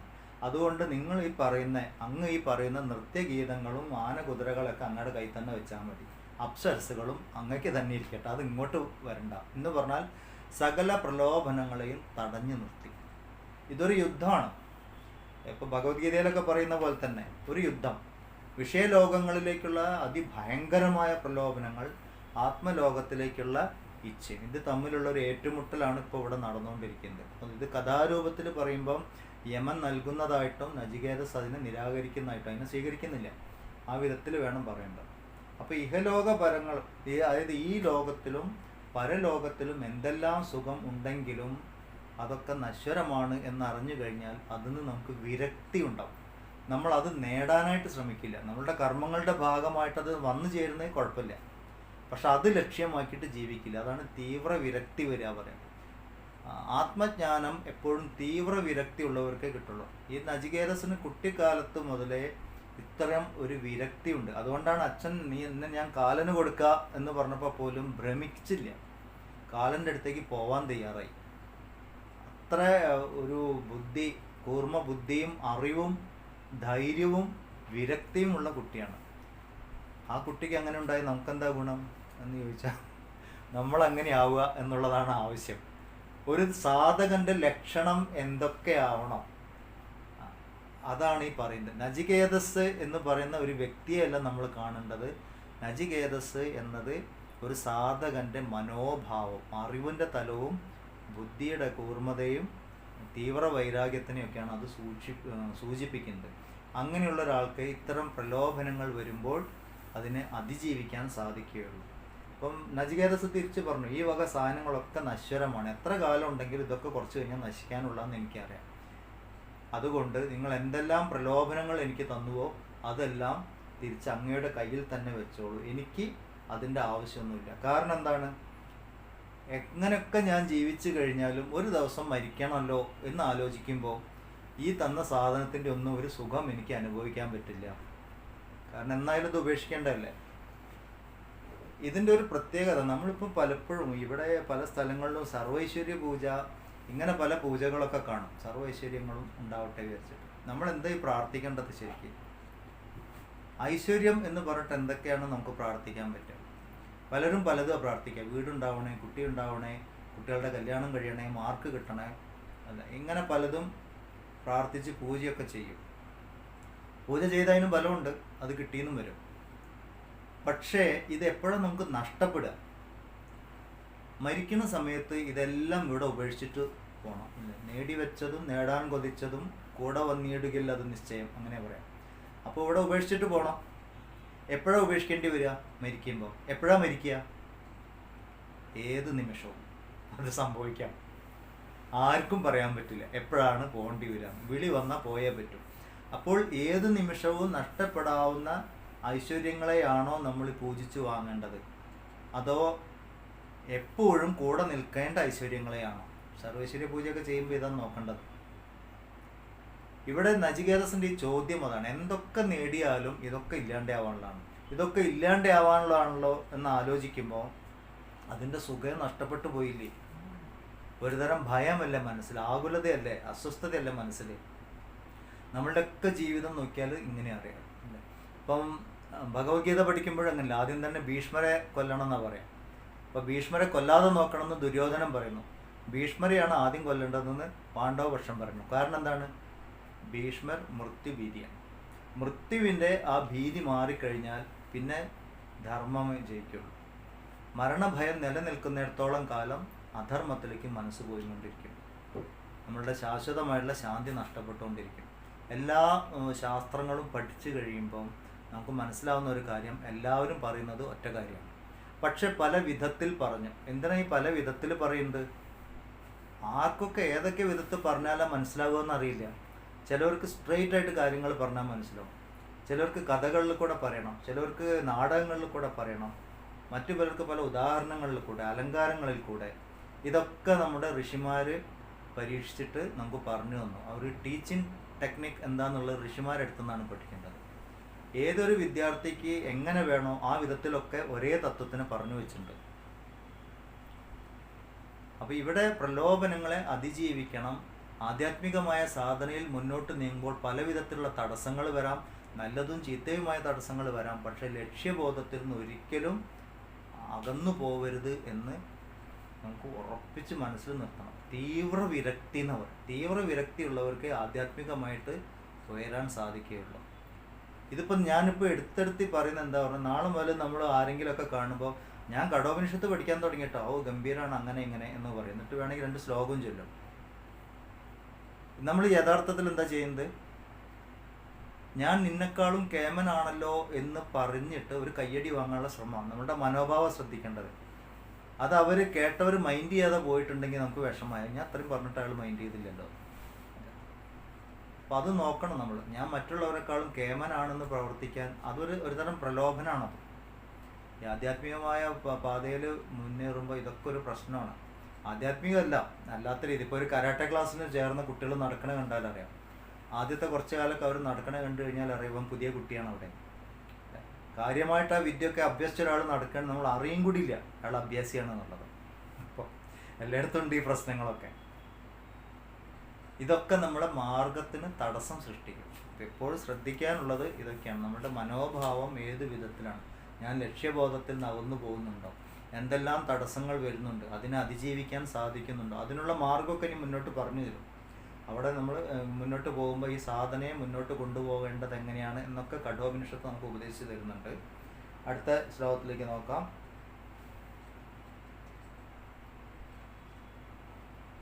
ന വിത്തേന തർപ്പണീയോ മനുഷ്യഃ ലപ്സ്യാമഹേ വിത്തമദ്രാക്ഷ്മചേത്വാ ജീവിഷ്യാമോ യാവതീ ശിഷ്യസി ത്വം വരസ്തു മേ വരണീയ സയേവാ. മനുഷ്യൻ ധനം കൊണ്ട് തൃപ്തിപ്പെടുത്താൻ കഴിയുന്നവനല്ല. അങ്ങയെ ഞങ്ങൾ കണ്ടിരുന്നാൽ ധനം ഞങ്ങൾക്ക് ലഭിക്കും, അങ്ങ് ഭരിക്കുന്നിടത്തോളം ഞങ്ങൾ ജീവിക്കും എന്ന് പറഞ്ഞാൽ അത്രയും ആയുസ്സും കിട്ടും. എനിക്ക് വേണ്ടത് ആ വരം മാത്രമാണ്. നചികേതസ് ഒരിക്കലും തൻ്റെ ലക്ഷ്യത്തിൽ നിന്ന് അനങ്ങാതെ അവിടെ തന്നെ ഉറച്ചിരിക്കണം. എന്തൊക്കെയാ പറഞ്ഞേ? അങ്ങ് ഏതായാലും കണ്ടു കഴിഞ്ഞു, എന്ത് ചോദിച്ചാൽ അങ്ങ് തരും, എത്ര ധനം വേണമെങ്കിൽ തരാമെന്ന് പറഞ്ഞു. ഓക്കെ, അങ്ങ് എത്രത്തോളം കാലം സങ്കല്പിക്കുന്നു അത്രത്തോളം കാലം ഞാൻ എന്തായാലും ജീവിച്ചിരിക്കും ചെയ്യും എന്ന് പറഞ്ഞാൽ ഇത് രണ്ടും എനിക്ക് ആവശ്യമില്ല. കാരണം അങ്ങ് തരും എന്നുള്ളത് എനിക്കറിയാം. എന്നെ അല്ല, ഇപ്പം എനിക്ക് ഇത്ര കാലം ജീവിക്കണം എന്ന് പറഞ്ഞ് ഒരു സങ്കല്പം ഉണ്ടെങ്കിൽ ആ ജീവിക്കാനുള്ള വകുപ്പ് വന്നു ചേരും. നമ്മൾ ഭാഗവതമൊക്കെ വായിക്കുമ്പോൾ അതറിയാം.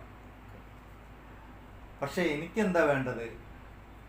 എനിക്ക് ഞാൻ ചോദിച്ച വരം തന്നെ മതി എന്ന് പറഞ്ഞാൽ എനിക്ക് ആത്മജ്ഞാനം മാത്രം മതി. ബാക്കിയൊന്നിനും ഞാൻ വലിയ പ്രാധാന്യമൊന്നും കൊടുക്കുന്നില്ല. അതൊക്കെ വന്നും പോയി കൊണ്ടിരിക്കുന്നത് എനിക്കറിയാം.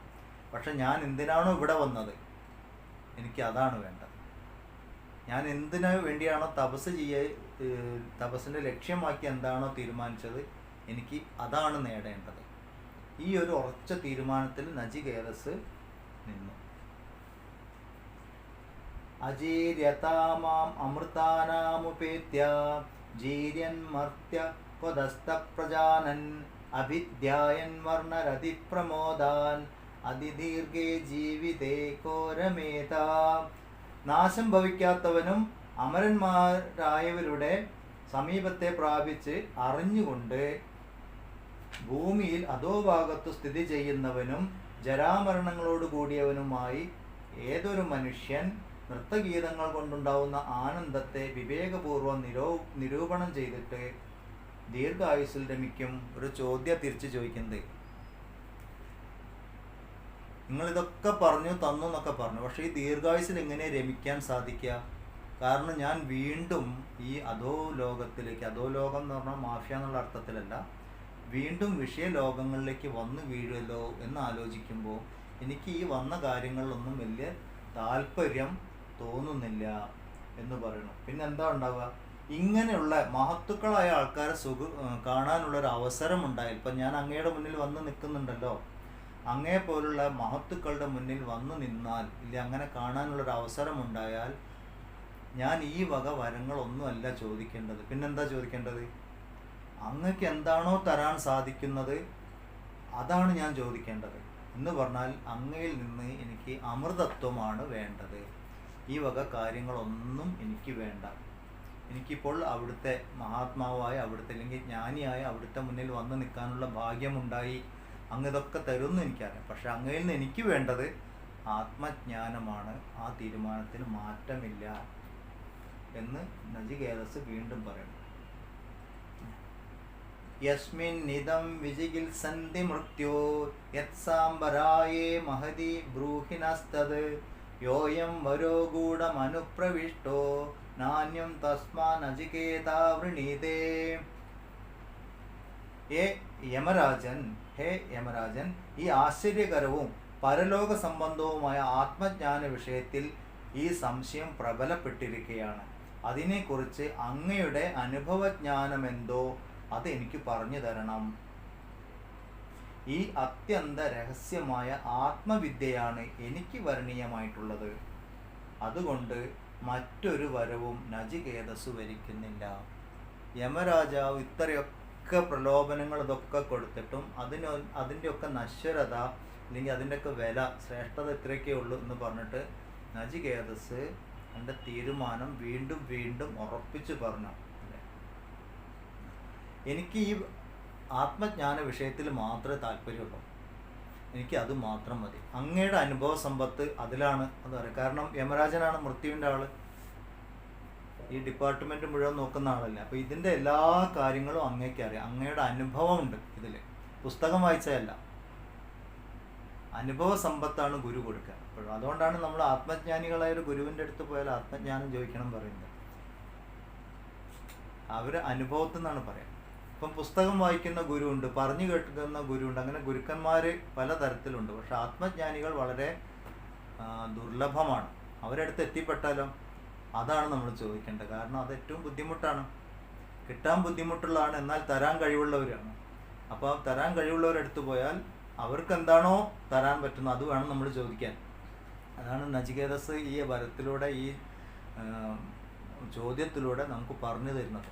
നമ്മളെപ്പോലെയുള്ളവർ ഇനി മുന്നോട്ട് നചികേതസ് ആരാണ് എന്ന് വ്യക്തമായിട്ട് പറയുന്ന ഒരു ഭാഗമുണ്ട്. അവിടെ എത്തുമ്പോൾ നമുക്ക് മനസ്സിലാവും നമ്മളുടെ ഉള്ളിലെ നചികേതസ് എവിടെ ഇരിക്കണേ എന്നുള്ളത്.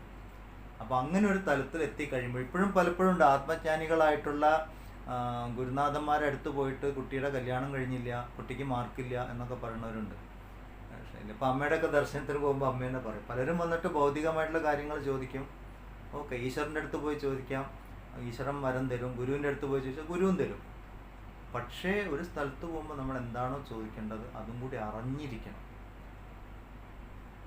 ഒരു ഗുരുവിൻ്റെ അടുത്ത്, ആത്മജ്ഞാനിയായിട്ടുള്ള ഒരു ഗുരുവിൻ്റെ അടുത്ത് പോയി കഴിഞ്ഞാൽ മോക്ഷത്തിൻ്റെ കാര്യം തന്നെയാണ് ചോദിക്കേണ്ടത്.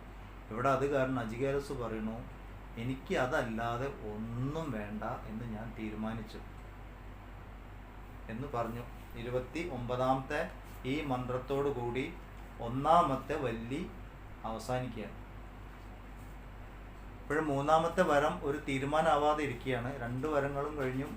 2 വരം ചോദിച്ചപ്പോഴേക്കും അത് 4 വരമായിട്ട് മാറി. 3 കൊടുത്തു.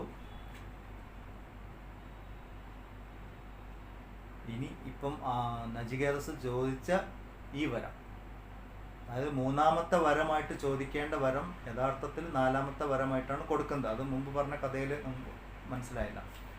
അപ്പോൾ ഇതിൻ്റെ ഉത്തരം ഇനിയും കിട്ടിയില്ല. അത് അപൂർണമായും കൊണ്ടാണ് പ്രഥമ വല്ലി കഴിയുന്നത്. 1-ാം അധ്യായം 1-ാമത്തെ വല്ലി കഴിഞ്ഞു. ഇനി അങ്ങോട്ട് വരുന്ന മന്ത്രങ്ങളൊക്കെ 1:2:2 ഞാൻ പറയാൻ 2 കുത്ത് 1:2:1 എന്ന് പറഞ്ഞാൽ 1-ാം അധ്യായം ദ്വിതീയ വല്ലി 1-ാമത്തെ മന്ത്രം. ഇങ്ങനെയാണ് കഠോപനിഷത്തിൻ്റെ റെഫറൻസ് ബുക്കിലൊക്കെ നമ്മൾ കാണുക. നമ്പർ ഓർമ്മിച്ച് വെച്ചോളൂ. അതാ ദ്വിതീയ വല്ലി മന്ത്രം 1-ാമത്തെ മന്ത്രം. അന്യശ്രേയോന്യദുദൈവ പ്രേയഃ തേയുഭേ നാനാർത്തെ പുരുഷം സീനീതഃ തയോ ശ്രേയ ആദദാനസ്യ സാധു ഭവതി ഹീയതേ അർത്ഥാദ്യ ഉപ്രേയോ വൃണീതേ. ശ്രേയസ് പ്രേയസ് 2 മാർഗങ്ങളെ കുറിച്ചാണ് ഇനി അങ്ങോട്ട് കുറേ പറയുന്നത്. ഇത് നമ്മൾ 8-ാം അധ്യായത്തിലും ഭഗവത്ഗീതയിൽ പറയുന്നുണ്ട്. ശ്രേയസ് പ്രേയസ്. ഒന്ന് മോക്ഷമാർഗം, മുക്തിമാർഗം, നിവൃത്തി മാർഗം എന്നൊക്കെ പറയും ഇതിനെ. പ്രേയസ് എന്ന് പറഞ്ഞാൽ സംസാരത്തിൽ നമ്മൾ ബന്ധിക്കുന്ന മാർഗം. മനുഷ്യന് 2 വഴികളാണ് ഉള്ളത് മുന്നോട്ട്. ഒന്ന് ശ്രേയോ മാർഗം, ഒന്ന് പ്രേയോ മാർഗം. ഈ ശ്രേയോ മാർഗം, പ്രേയോ മാർഗം ഇതൊക്കെ ഭഗവത്ഗീതയിൽ വന്നത് കഠോപനിഷത്ത് നിന്നാണ്. കഠോപനിഷത്തിൻ്റെ കുറേ ഭാഗങ്ങൾ അതേപോലെ തന്നെ ഭഗവത്ഗീതയിൽ കാണും നമ്മൾ. അപ്പോൾ ഭഗവത്ഗീത എന്ന് പറഞ്ഞ ഉപനിഷത്ത് സാരമാണ്. എല്ലാ ഉപനിഷത്തിൻ്റെയും കുറേ ഭാഗങ്ങൾ അതിൽ കാണും. അപ്പോൾ ചില ശ്ലോകങ്ങളൊക്കെ അതേപോലെ തന്നെ കഠോപനിഷത്ത് അതേപോലെ ഭഗവത്ഗീതയിൽ കാണാം. ഇവിടെ പറയുന്നത് ശ്രേയോ മാർഗവും പ്രേയോ മാർഗവുമായിട്ട് 2 വഴികളുണ്ട്. അത് വേറെ വേറെയാണ്. ഒന്ന്, വിവിധ പ്രയോജനങ്ങളോട് കൂടിയിട്ട് പുരുഷനെ, അതായത് മനുഷ്യനെ ബന്ധിക്കുന്നു. ശ്രേയസ് ആണെങ്കിലോ നന്മ വരുത്തുന്നു. പക്ഷേ പ്രേയസിനെ സ്വീകരിക്കുന്നവർ ലക്ഷ്യത്തിൽ നിന്ന് ഭ്രഷ്ടരായിത്തീരുന്നു. അതാണ് എപ്പോഴും ഓർമ്മിക്കാനുള്ളത്. പ്രേയസിനെ സ്വീകരിക്കുക എന്ന് പറഞ്ഞാൽ വിഷയഭോഗങ്ങളുള്ള ലോകത്തിനെ ആഗ്രഹിക്കുന്നവർ, അതിനായിട്ട് ശ്രമിക്കുന്നവർക്കെല്ലാം ആത്യന്തികമായിട്ട് നാശം തന്നെയാണ് ഉള്ളത്. എന്നാൽ ശ്രേയോ മാർഗത്തിൽ നിൽക്കുന്നവർക്ക് തുടക്കത്തിലൊക്കെ കുറേ ബുദ്ധിമുട്ടുണ്ടെങ്കിലും അവർക്ക് മാത്രമേ നിവൃത്തി ഉണ്ടാവുന്നുള്ളൂ. കർമ്മവാസനകളിൽ നിന്ന്, സംസാരത്തിൽ നിന്ന് നിവൃത്തി ഉണ്ടാവുന്നുള്ളൂ. ഈ ഒരു തത്വം പറഞ്ഞുകൊണ്ടാണ് ഇനി മുന്നോട്ട് കാര്യങ്ങൾ ശ്രേയോ മാർഗത്തിനെക്കുറിച്ചും പ്രേയോ മാർഗത്തിനെക്കുറിച്ചും പറയുന്നത്. ഇതെന്തിനാ പറയുന്നത്? നമ്മളുടെ ജീവിതം ഏത് റൂട്ടിലാണ് പോയിക്കൊണ്ടിരിക്കുന്നത് എന്ന് നമ്മൾ അനലൈസ് ചെയ്യാൻ വേണ്ടിയിട്ടാണ്. ഞാൻ മോക്ഷമാർഗം ഇച്ഛിച്ചുകൊണ്ടാണോ? ഈവൻ ഇപ്പം നമ്മൾ ആധ്യാത്മികമായിട്ട് സാധനകൾ ചെയ്യുന്നത് പോലും, സ്വാധ്യായം ചെയ്യുന്നത് പോലും എന്തിനു വേണ്ടിയാണ്? പലപ്പോഴും ഇപ്പം ഇതെല്ലാം ശ്രേയോ മാർഗം പ്രേയോ മാർഗം എന്നൊക്കെ പറയുന്നുണ്ട്. പല സ്വാമിമാരും ഇതൊക്കെ മായയാണ്, ഇതിനൊക്കെ ഇത്ര വിലയുള്ളൂ എന്നൊക്കെ പറയും. എന്നാലും ഇത്രയും വന്ന് പറഞ്ഞു തരാൻ ഇത്ര രൂപ ദക്ഷിണ എന്ന് പാക്കേജ് പറയുന്ന സ്വാമിമാരുണ്ട്. അപ്പോൾ പിന്നെ ഈ പറഞ്ഞതിന് എന്താ അർത്ഥം? ഇത് വെറും ബുക്ക് നോളേജ് മാത്രമായിട്ടുള്ളൂ. ആധ്യാത്മിക സാധനങ്ങൾ, പ്രത്യേകിച്ചും വിചാരമാർഗം എന്ന് പറയുന്നത് ശ്രവണം, മനനം, നിധിധ്യാസനം എന്ന് പറയും. ശ്രവണം എന്ന് പറഞ്ഞാൽ വ്യക്തമായിട്ട് നമ്മൾ കേൾക്കുക, ഹൃദയം കൊണ്ട് കേൾക്കുക എന്ന് പറയാം. നമ്മൾ ചെവി കൊണ്ട് കേൾക്കുമ്പോൾ എന്താ പ്രശ്നം? പറഞ്ഞത് പകുതിയേ കേൾക്കുള്ളൂ. എന്തെങ്കിലുമൊക്കെ കേൾക്കുമ്പോഴേക്കും മനസ്സ് വേറെ വഴിക്ക് പോകും. എന്നിട്ട് അതിനെക്കുറിച്ച് ചിന്തിക്കാൻ നോക്കും. ബാക്കി പറഞ്ഞതൊന്നും കേൾക്കില്ല. ഇപ്പോൾ 2 ആൾക്കാർ സംസാരിക്കുമ്പോൾ പോലും എങ്ങനെയാണ്? എന്തെങ്കിലും ഒരു വിഷയം പറഞ്ഞു തുടങ്ങുമ്പോൾ നമ്മളുടെ ഉള്ളിൽ അതിനുള്ള മറുപടികൾ വരാൻ തുടങ്ങും. അതിനെങ്ങനെ ഡിഫെൻഡ് ചെയ്യണം എന്ന് പറയാൻ തുടങ്ങും. അപ്പോൾ മുന്നിലിരിക്കുന്ന വ്യക്തി പറഞ്ഞത് മുഴുവൻ കേൾക്കാൻ പറ്റില്ല, പകുതിയേ കേട്ടുള്ളൂ. ശ്രവണം പൂർണ്ണമായിട്ടില്ല. സാധാരണ സംഭാഷണത്തിൽ പോലും ഇങ്ങനെ സംഭവിക്കാം. ആധ്യാത്മികമായിട്ടുള്ള കാര്യങ്ങൾ കേൾക്കുമ്പോൾ ഉള്ളിലുള്ള ഈ ഡയലോഗൊക്കെ നമ്മൾ നിർത്തി വെക്കണം. കുറച്ച് കേൾക്കുമ്പോൾ ഇത് അങ്ങനെയാണല്ലോ വേണ്ടത്, ഇത് ഇങ്ങനെയാണല്ലോ വേണ്ടത് നമ്മൾ ചിന്തിക്കാൻ തുടങ്ങിയാൽ ബാക്കി പറയുന്ന കാര്യങ്ങൾ വ്യക്തമാവില്ല, കേൾക്കാൻ പറ്റില്ല. ഇല്ലെങ്കിൽ പിന്നെ നമ്മൾ ഒരു ക്ലാസ്സിൽ വന്നിരിക്കുമ്പോൾ മുമ്പ് നമ്മൾ പലയിടത്തും കേട്ട കുറേ കാര്യങ്ങൾ ഉള്ളിൽ കിടക്കുന്നുണ്ടാവും. നമ്മൾ അതുമായിട്ട് ചേർന്ന് ചിന്തിക്കാൻ തുടങ്ങും. അപ്പോഴെന്തുണ്ടാവും? പുതിയ പുതിയ ഇൻഫർമേഷൻ വരുന്നത് ഉൾക്കൊള്ളാൻ പറ്റില്ല. കാരണം പഴയത് ഓൾറെഡി അവിടെ പൂർണ്ണമായിട്ട് ഇരിക്കുകയാണ്. പലതും അതിനെ തട്ടി മാറ്റേണ്ടി വരും. പക്ഷെ നമ്മൾ തയ്യാറാവില്ല. ഒരു ഉദാഹരണം പറയുകയാണെങ്കിൽ, ഇപ്പോൾ ഒരു ക്ലാസ്സിൽ നമ്മൾ വിളക്ക് കത്തിക്കുമ്പോൾ, ഒരു നിലവിളക്ക് കത്തിക്കുമ്പോൾ കിഴക്കോട്ട് തിരിയിടണോ പടിഞ്ഞാറോട്ട് തിരിയിടണോ എന്നുള്ള കൺഫ്യൂഷനിലാണ് വിളക്ക് കത്തിക്കുക. ക്ലാസ്സിൽ പല പ്രാവശ്യം നമ്മൾ പറഞ്ഞു, നിങ്ങൾ ഏത് ദിക്കിലേക്ക് വിളക്ക് കത്തിച്ചു കഴിഞ്ഞാലും അത് ദൈവത്തിൻ്റെ ഉള്ളിലാണ്. കാരണം ബ്രഹ്മം സർവ്വവ്യാപിയാണ്. ദിക്കുകൾ ബ്രഹ്മത്തിൻ്റെ ഉള്ളിലാണ്. അതുകൊണ്ട് കിഴക്കോട്ട് പടിഞ്ഞാറോട്ട് എന്നുള്ളത് വെറും സങ്കല്പം മാത്രമാണ്. ഇനിയിപ്പോൾ ഈ ഭൂമി തിരിഞ്ഞുകൊണ്ടിരിക്കുകയല്ലേ, രാവിലെ മുതൽ കിഴക്കോട്ട് തിരിഞ്ഞ് നിൽക്കുന്ന ഒരാൾ വൈകുന്നേരം ആകുമ്പോഴേക്കും അയാൾ യഥാർത്ഥത്തിൽ നിൽക്കുന്നത് പടിഞ്ഞാറോട്ടാണ്. ഭൂമിയുടെ കറക്കം നോക്കിയാൽ നമുക്കറിയാം, അയാൾ നിന്ന ഭാഗം കറങ്ങി കറങ്ങി പടിഞ്ഞാറ് എത്തിയിട്ടുണ്ടാവും. പക്ഷെ അയാൾ അവിടെ ചോദിച്ചാൽ പറഞ്ഞാൽ രാവിലെ മുതൽ കിഴക്കോട്ടം തിരിഞ്ഞിട്ടാണ് നിൽക്കണമെന്ന് പറയും. ഇങ്ങനെയൊക്കെ ഉണ്ട്. അപ്പോൾ ഇത് ദിക്കുകളൊക്കെ സങ്കല്പം മാത്രമാണ്. ഇതൊക്കെ പല പ്രാവശ്യം നമ്മൾ ക്ലാസ്സിൽ പറഞ്ഞു കഴിഞ്ഞാലും ക്ലാസ്സിൽ വിളക്ക് എത്തിക്കുമ്പോൾ ഉണ്ടാവും തിരിച്ചു വെച്ചിട്ടുണ്ടാവും. ശ്രീകൃഷ്ണൻ്റെ ഫോട്ടോ ഒരു സ്ഥലത്തും ശ്രീകൃഷ്ണനോട് പിണങ്ങി കൊണ്ട് നിലവിളക്കും നിൽക്കുന്നുണ്ടാവും. ഈ കുട്ടികളൊക്കെ പിണങ്ങി മുഖം തിരിച്ചിരിക്കില്ലേ, അതുപോലെ വിളക്കിൻ്റെ തിരിയുണ്ടാവും ഇങ്ങനെ പിണങ്ങി നിൽക്കണം. അപ്പം അത് നോക്കി മിണ്ടാതിരിക്കുക. കാരണം നമ്മൾ പറഞ്ഞത് ഉൾക്കൊള്ളാൻ പറ്റിയിട്ടില്ല എന്നതിൻ്റെ അർത്ഥം. ശ്രവണം പൂർണ്ണമായിട്ടില്ല. ശ്രവണം വേണ്ട വിധത്തിൽ ഉണ്ടായിരുന്നുണ്ടെങ്കിൽ അവർ പോയിരുന്ന് ചിന്തിക്കും, ഞാൻ വിളക്ക് ഇങ്ങോട്ട് തിരിച്ചിട്ട് എന്താ പ്രശ്നം, ദിക്ക് എന്ന് പറഞ്ഞാൽ എന്താണ്, ദൈവം പറഞ്ഞാൽ എന്താണ്, അപ്പോൾ ഞാൻ തെക്കോട്ട് തിരിച്ചിട്ടാൽ എന്താ പ്രശ്നം, തെക്ക് ഭാഗത്ത് എന്താ ദൈവം ഇല്ലേ, നമ്മളങ്ങനെ ചിന്തിക്കുക ഇല്ലേ. ദക്ഷിണാമൂർത്തി, അപ്പം നമ്മൾ അങ്ങനെ ചിന്തിക്കാൻ തുടങ്ങണം. തെക്ക് ഭാഗത്ത് ആരാണ്? യമനാണ്. അയ്യോ, യമൻ എനിക്ക് ഫേസ് ചെയ്യാൻ പേടിയുണ്ടോ? യമൻ്റെ മുഖത്ത് നോക്കി സംസാരിക്കുന്നത് ആരാണ്? നചികേതസാണ്. അറിവ് ആഗ്രഹിക്കുന്നവനാണ് മൃത്യുവിനെ പോയിട്ട് നേരിടുക. അപ്പോൾ വിളക്ക് ഞാൻ അങ്ങോട്ട് കത്തിച്ച എന്താ പ്രശ്നം? ആത്മജ്ഞാനികൾ എപ്പോഴും മരണത്തിനെ ഫേസ് ചെയ്യാൻ തയ്യാറുള്ളവരാണ്. ആത്മജ്ഞാനത്തിൻ്റെ പ്രതീകമായിട്ടാണ് നമ്മൾ വിളക്ക് കത്തിക്കണമെങ്കിൽ അത് തെക്കോട്ടും വടക്കോട്ടൊക്കെ തിരിഞ്ഞാൽ ഒരു പ്രശ്നവുമില്ല. പല പ്രാവശ്യം പറഞ്ഞാണ് ഞാൻ വീണ്ടും പറയുന്നത്. ഇങ്ങനെ ചെയ്യുന്ന ആൾക്കാർ ഈ ഗ്രൂപ്പിൽ ഇപ്പോൾ ഇത് കേട്ടോണ്ടിരിക്കുന്നുണ്ട്, അതുകൊണ്ടാണ് വീണ്ടും പറയുന്നത്. അപ്പോൾ ശ്രീകൃഷ്ണൻ്റെ ഫോട്ടോ വെച്ചിട്ട് വിളക്ക് കത്തിക്കുമ്പോൾ ശ്രീകൃഷ്ണനോട് പിണങ്ങിയിരിക്കുന്ന വിളക്ക് കത്തിക്കാൻ പാടില്ല. ഒന്നിൽ കത്തിക്കാതിരിക്കുക. കത്തിക്കുകയാണെങ്കിൽ ആ ഫോട്ടോനെ ഫേസ് ചെയ്തിട്ട് കത്തിക്കുക. ഭഗവാന് നമ്മൾ വിളക്ക് കാണിക്കേണ്ട ആവശ്യമില്ല. പക്ഷെ നമ്മുടെ ഒരു ആദരവ്, ഒരു തുടക്കം, ശുഭസൂചകമായിട്ടൊക്കെയാണ് അത് കത്തിക്കുക. അവിടെ പിന്നെ കിഴക്കും പടിഞ്ഞാറും ഇല്ല. അതിലേറെ രസം ഇനിയിപ്പോൾ കിഴക്കോട്ട് തിരിഞ്ഞിട്ടേ വിളക്ക് കത്തിക്കുള്ളെങ്കിൽ ദൈവം ഇരിക്കുന്നത് തെക്ക് ഭാഗത്താണ്. അപ്പോൾ ആ ദൈവത്തിന് അവിടെ നിന്ന് മാറ്റി വെക്കണ്ട, അതോട്ട് ചെയ്യണമില്ല. കാരണം എന്താ, അവിടെ ചുമര അവിടെയുള്ളൂ ഫോട്ടോ ചാരി വെക്കാൻ. എന്തെല്ലാം വിഡ്ഢിത്തങ്ങളാണ്.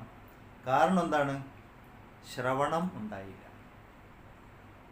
വേണ്ട വിധത്തിൽ ശ്രവിച്ചിട്ടില്ല. ഹൃദയം കൊണ്ട് കേൾക്കുക പറയും. ഹൃദയം കൊണ്ട് കേൾക്കുക എന്ന് പറഞ്ഞാൽ കേൾക്കുന്ന കാര്യങ്ങളെ പൂർണ്ണമായിട്ട് ഉൾക്കൊള്ളുക. ഒരു ഗുരുവിൻ്റെ അടുത്ത് പോകുമ്പം ഇല്ലെങ്കിൽ ഒരു ആധ്യാത്മികമായിട്ടുള്ള ആചാര്യൻ്റെ മുന്നിൽ സംസാരിക്കുമ്പോൾ എന്തൊക്കെയാണ് പറയുന്നത് എന്ന് പൂർണ്ണമായിട്ട് കേൾക്കണം. പലപ്പോഴും നമ്മളുടെ മനസ്സിലുള്ള ചോദ്യത്തിനുള്ള ഉത്തരം അതിൽ തന്നെ ഉണ്ടാവും. പക്ഷെ എന്താണ്, കേൾക്കുന്നതിൻ്റെ മുന്നേ നമ്മൾ ചിന്തിക്കാൻ തുടങ്ങുമ്പോൾ പകുതിയെ കേൾക്കുള്ളൂ. അപ്പോൾ എന്താണ്, നമുക്ക് മനസ്സിലാവില്ല, നമ്മളുടെ ഉള്ളിലെ ചോദ്യങ്ങൾ അതേപടി നിന്നു പോകും. ഈ ഒരു പ്രശ്നം എല്ലാ ആധ്യാത്മികമായുള്ള ക്ലാസ്സിൽ, നമ്മുടെ ക്ലാസ് മാത്രമല്ല, ഒരുവിധം സ്ഥലത്തൊക്കെ ഇതാ സംഭവിക്കണേ. എത്രയോ പ്രാവശ്യം സപ്താഹം കേൾക്കുന്നുണ്ട്, പക്ഷെ വേണ്ട വിധത്തിൽ കേൾക്കുന്നുണ്ടോ ചോദിച്ചാൽ ഇല്ല. കഥ കേട്ട് പോകുന്നു. കഥ തന്നെ പകുതിയേ കേട്ടിട്ടുള്ളൂ. പിന്നെ ആചാര്യം പറഞ്ഞ കുറേ തമാശ കേൾക്കും. കഴിഞ്ഞ പ്രാവശ്യത്തെ അത്ര ജോക്ക് ഇപ്രാവശ്യം നന്നായില്ല, ഇല്ല അതേ ജോക്ക് തന്നെ വീണ്ടും റിപ്പീറ്റ് ചെയ്തുകൊണ്ട് ഇങ്ങനെ പലതും പറഞ്ഞുകൊണ്ടിരിക്കും. എന്ത് കേൾക്കാനവിടെ പോയത്? മരണത്തിൽ നിന്ന് എങ്ങനെ മുക്തി നേടുമെന്ന് കേൾക്കാനാണ്. അത് കേട്ട് പരീക്ഷിത്ത് മുക്തി നേടി. ഇത് 20-25 പ്രാവശ്യം കേട്ടിട്ട് മുക്തി നേടിയിട്ടില്ല. കാരണം എന്താ? കേൾക്കേണ്ടത് കേൾക്കേണ്ട പോലെ കേട്ടിട്ടില്ല, ശ്രവണം ഉണ്ടായില്ല. കേട്ട കാര്യം വീട്ടിൽ പോയിട്ട് മനനം ചെയ്യാൻ പറയും. എന്താണ് ഞാൻ കേട്ടത്? അതിൻ്റെ ആഴങ്ങളിലേക്ക് ഇറങ്ങണം. മനനം ചെയ്യാൻ തുടങ്ങുമ്പോൾ നമ്മുടെ ഉള്ളിൽ കഴിവുണ്ട്. നമ്മൾ ഏതൊരു വിഷയത്തിനെക്കുറിച്ച് വീണ്ടും വീണ്ടും അറിയാൻ ആഗ്രഹിക്കുന്നുവോ ആ വിഷയത്തിൻ്റെ തത്വങ്ങൾ ഉള്ളിൽ നിന്ന് തെളിഞ്ഞ് വരും. അതാണ് ഭഗവത്ഗീതയൊക്കെ ഒരു പ്രാവശ്യം നമ്മൾ വായിച്ചു കഴിഞ്ഞ് കുറച്ച് ശ്ലോകങ്ങളൊക്കെ മനസ്സിലാക്കി, രണ്ടാമത്തെ പ്രാവശ്യം നമ്മൾ വായിക്കുമ്പം ആദ്യം മനസ്സിലായതല്ല രണ്ടാമത്തെ പ്രാവശ്യം മനസ്സിലാവുക. ശ്ലോകമൊക്കെ അതേ ശ്ലോകം തന്നെ, അതേ അർത്ഥം തന്നെ. പക്ഷെ നമ്മളുടെ അറിവിൻ്റെ തലം മാറിയിട്ടുണ്ട്. രണ്ടാമത് വായിക്കുമ്പോൾ നമ്മൾ വേറെ പലതുമാണ് മനസ്സിലാവുക.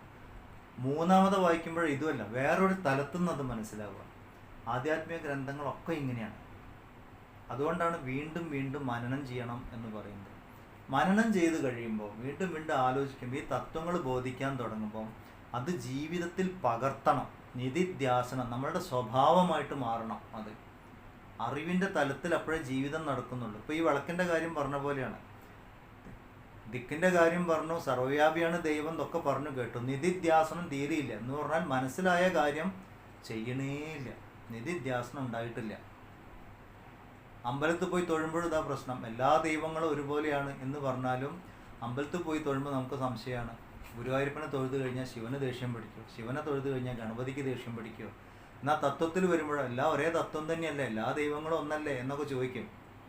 പക്ഷേ ചോദിച്ചെന്നാൽ ജീവിതത്തിൽ പകർത്തുന്നുണ്ട്, അതൊട്ടില്ല. അതാണ് നിധിധ്യാസനമില്ല. അതിൻ്റെ ഗുണം എന്താണ്? Confusion, total confusion. കൺഫ്യൂഷൻ ഉണ്ടെങ്കിൽ തീരുമാനങ്ങൾ എടുക്കാൻ പറ്റില്ല. തെറ്റായ തീരുമാനങ്ങൾ എടുത്താലോ ജീവിതത്തിൽ ദുഃഖങ്ങളും ആശങ്കകളും മാത്രമേ ഉള്ളൂ. ദൃഢതയുണ്ടാവില്ല ഒരു കാര്യത്തിൽ, ലക്ഷ്യബോധത്തിൽ നിന്ന് അകന്നു പോകും. അപ്പോൾ ഈ 3 സ്റ്റേജ്, ശ്രവണം, മനനം, നിധിധ്യാസനം, ഇതാണ് പ്രോസസ്സ്. ഇത് ഇതേപോലെ തന്നെ പോകണം. പ്രത്യേകിച്ചും നമ്മൾ ഈ ജ്ഞാനമാർഗം ഇങ്ങനത്തെ വിചാരത്തിൽ കൂടെ യുക്തിയോടുകൂടി ചിന്തിച്ച് ആധ്യാത്മിക തത്വങ്ങൾ മനസ്സിലാക്കാൻ ശ്രമിക്കുമ്പോൾ ഇത് 3ഉം ചേർന്നത് മാത്രം വഴി, അല്ലാതെ ഒരു വഴിയില്ല. ഇനി മുന്നോട്ട് പോകുമ്പോൾ ഭഗവാൻ ഇതൊക്കെ പറഞ്ഞു തരുന്നുണ്ട്.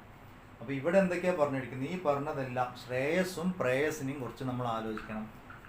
പ്രേയോമാർഗം, നിധിധ്യാസനം. നിധിധ്യാസനം എന്ന് പറഞ്ഞാൽ നമുക്ക് മനസ്സിലായ കാര്യങ്ങൾ പ്രാക്ടിക്കലി നമ്മുടെ ജീവിതത്തിൽ പകർത്താൻ തുടങ്ങണം, നമ്മുടെ സ്വഭാവമായിട്ട് വരണം.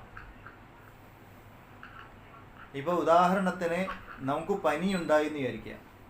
പനിച്ചു കഴിഞ്ഞ് ഡോക്ടറെ അടുത്ത് കാണാൻ പോയി. അപ്പോൾ ഡോക്ടറെ കാണാൻ പോയപ്പോൾ ഡോക്ടർ പറഞ്ഞു പനി വന്ന് വൈറൽ ഫീവറാണ്, ഇന്ന മരുന്ന് കഴിക്കൂ. ശ്രവണമായി, അതാണ് ശ്രവണം. പക്ഷെ വീട്ടിൽ വന്നിരുന്നിട്ട് ശ്രവണം കേട്ടുകൊണ്ട് പനി മാറുമോ ചോദിച്ചാൽ ഇല്ല. അപ്പോൾ നമ്മൾ അതിനെക്കുറിച്ച് ചിന്തിക്കണം. ഡോക്ടർ മരുന്ന് കഴിക്കാൻ പറഞ്ഞിട്ടുണ്ട്, ആഹാരം കഴിക്കാൻ പറഞ്ഞിട്ടുണ്ട്, അപ്പോൾ ഇനി അത് കേൾക്കണം, ഡോക്ടർ പറഞ്ഞ പോലെ ചിന്തിക്കണം, അങ്ങനെ എങ്ങനെയെന്നൊക്കെ പറഞ്ഞ് നമ്മൾ മെഡിക്കൽ ഷോപ്പിൽ പോയിട്ട് മരുന്നൊക്കെ വാങ്ങി കൊണ്ടുവച്ചു. അപ്പോൾ അത് മനനം എന്ന സ്റ്റേജായി.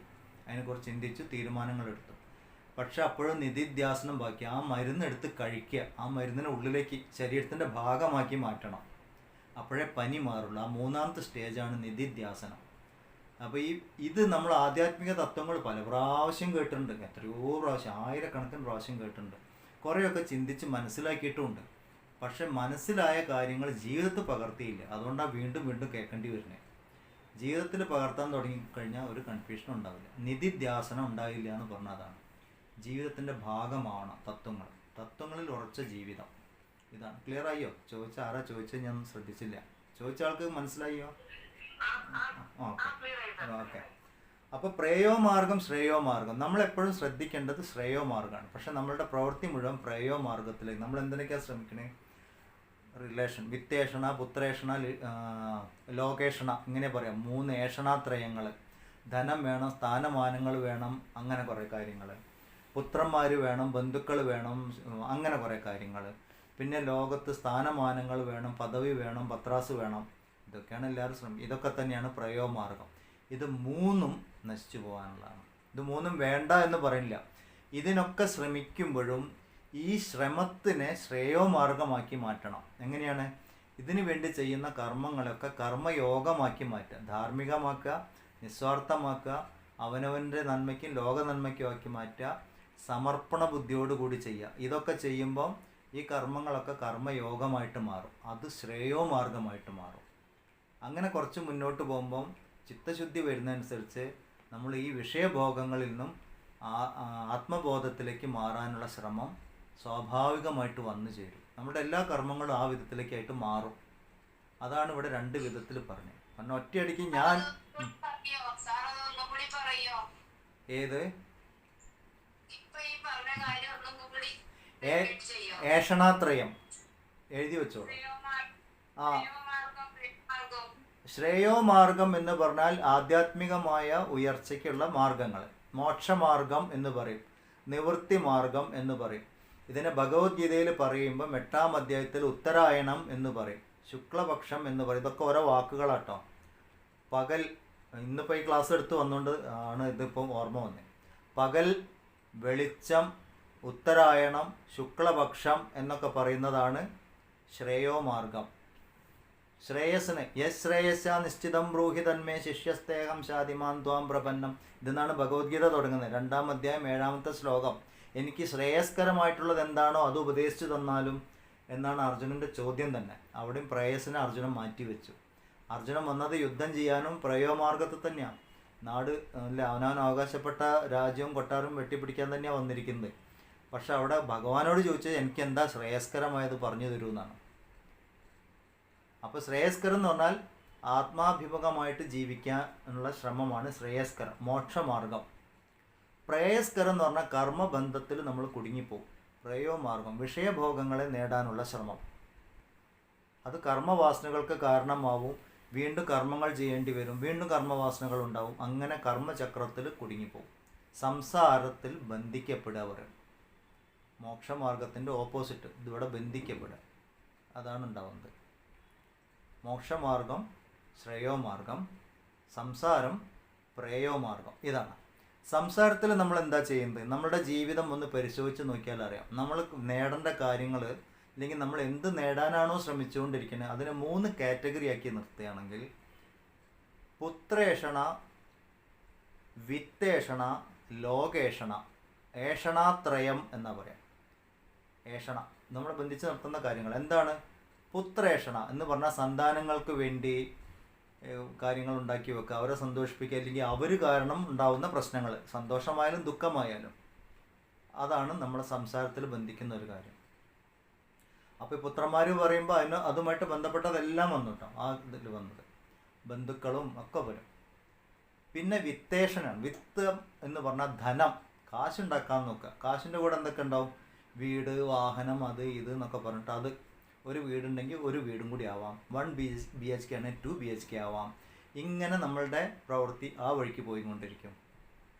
പിന്നെ ലോകേഷണ, ലോകത്തിൻ്റെ മുന്നിൽ സ്ഥാനമാനങ്ങൾ ആഗ്രഹിക്കുക, ബന്ധുക്കളുടെ മുന്നിൽ കേമനാണ്, ഇങ്ങനെ. അപ്പോൾ നമ്മൾ 3 വിധത്തിൽ ബന്ധിക്കപ്പെടുന്നു സംസാരത്തിൽ, നമ്മളുടെ കർമ്മങ്ങളെ കൊണ്ട്. ഇതാണ് നമ്മളുടെ ജീവിതം. ഇത് ചെയ്യാതെ നമുക്ക് ജീവിക്കാനും പറ്റില്ല. അപ്പോൾ എല്ലാ വ്യക്തിയുടെയും ജീവിതം പ്രേയോമാർഗത്തിൽ കൂടെ തന്നെയാണ്. അപ്പോൾ എങ്ങനെ ശ്രേയോമാർഗം ചെയ്യാൻ പറ്റുക? നമ്മൾ ജനിച്ചത് എന്തിനാണ്? ശ്രേയോമാർഗത്തിൽ ജീവിക്കാനാണ്. പക്ഷെ ജീവിക്കണമെങ്കിലോ പ്രേയോമാർഗം ഉള്ളൂ. ക്ലിയർ ആയോ? ശ്രേയോമാർഗം പ്രേയോമാർഗം. ടീച്ചറെ ആരായിരുന്നു ചോദിച്ചത്? സുജാത. ഓക്കെ. അപ്പോൾ പ്രേയോമാർഗത്തിനെ ശ്രേയോമാർഗത്തിലേക്ക് മാറ്റണം. അതാണ് സൂത്രം. യോഗ കർമ്മസു കൗശലം എന്നൊക്കെ അവിടെയാണ് ഭഗവാൻ പറഞ്ഞത്. ഈ കർമ്മങ്ങളെ, പ്രേയോമാർഗത്തിൽ നമ്മൾ ചെയ്യുന്ന കർമ്മങ്ങളെ കർമ്മയോഗമാക്കി മാറ്റിക്കഴിഞ്ഞാൽ അത് ശ്രേയോമാർഗത്തിലേക്ക് നീങ്ങും.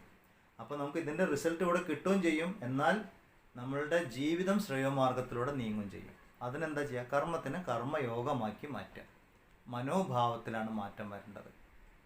അപ്പം വാസനാനാശം ഉണ്ടാവും. വാസനാനാശം ഉണ്ടാവുന്നതനുസരിച്ച് ചിത്തശുദ്ധി ഉണ്ടാവും, ആത്മപ്രകാശം തെളിയും, മോക്ഷത്തിലേക്ക് നയിക്കും. അപ്പോൾ ഒരിക്കലും ഈ ആധ്യാത്മിക ശാസ്ത്രം പഠിക്കുന്നവർ ഒരിക്കലും കുഞ്ഞുകുട്ടി പരാധീനങ്ങളൊക്കെ വിട്ടിട്ട് ആശ്രമത്തിൽ അമ്പലത്തിലൊന്നും പോയിരിക്കേണ്ട ആവശ്യമൊന്നുമില്ല.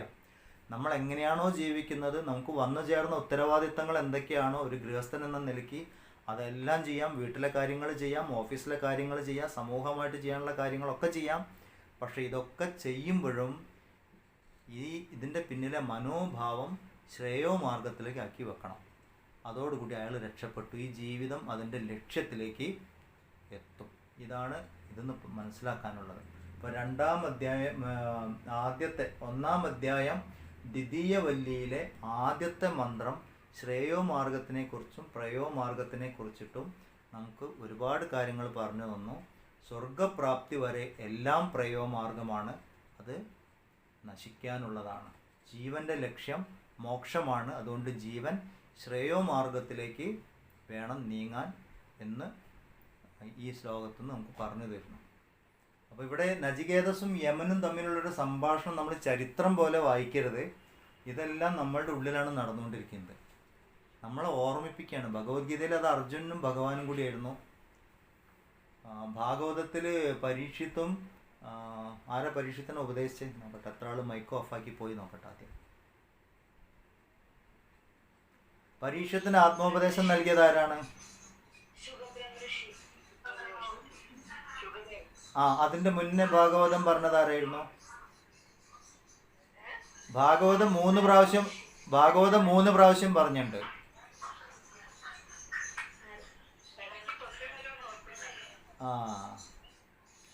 ശ്രവണമുണ്ട് എന്തായാലും.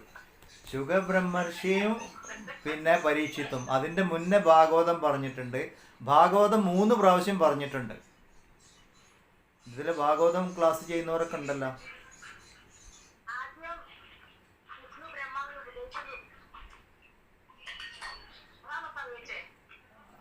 വിഷ്ണു ബ്രഹ്മാവിനാണോ ഉപദേശിച്ചത്?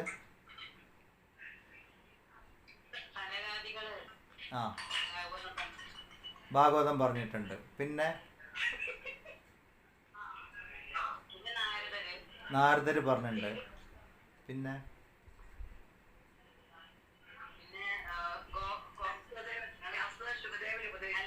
ആ ആ ഇപ്പൊ ഒരു 4-5 പ്രാവശ്യം ഇത് ഉപദേശിച്ചു. അപ്പം ഇവിടെ ഞാൻ പറഞ്ഞു നമ്മൾ ശ്രവണം ഉണ്ടായിട്ടില്ല പറഞ്ഞത്. എല്ലാവരും സപ്താഹം കേൾക്കുന്നവരാ. അടുത്ത ക്ലാസ്സിലേക്ക് ഇത് നോക്കി വെച്ചോളൂ. ഹോംവർക്ക്. ഭാഗവതം ആര് ഉപദേശിച്ചു, എപ്പോൾ ഉപദേശിച്ചു? ഇതാണ് ചോദ്യം. ഈ സെയിം കാര്യം ഭഗവത്ഗീതയിൽ ആർക്ക് ഉപദേശിച്ചു? ഇതേ കാര്യം കഠോപനിഷത്തിൽ ആർക്ക് ഉപദേശിച്ചു? ഓരോ പറഞ്ഞൊക്കെ സെയിം കാര്യങ്ങളാണ്, പറയുന്ന ആൾക്കാർ മാത്രമേ മാറിയിട്ടുള്ളൂ. ഓക്കെ, അപ്പോൾ അത് ഓർമ്മിച്ച് വെച്ചോളൂ ഹോംവർക്കായിട്ട്. ഇന്നത്തെ ക്ലാസ്സിൽ ആർക്കെങ്കിലും എന്തെങ്കിലും സംശയം എന്തെങ്കിലും ചോദിക്കാനുണ്ടോ? മനസ്സിലാവാത്ത ഭാഗം? ശ്രേയോമാർഗം, പ്രയോമാർഗം, ഏഷണാത്രയം പറഞ്ഞു. വേറെ ഏതെങ്കിലും ഭാഗം ബാക്കിയുണ്ടോ? ആരും മൈക്ക് ഓണാണ്, അതാണ് ഈ എക്കോ വരുന്നത്.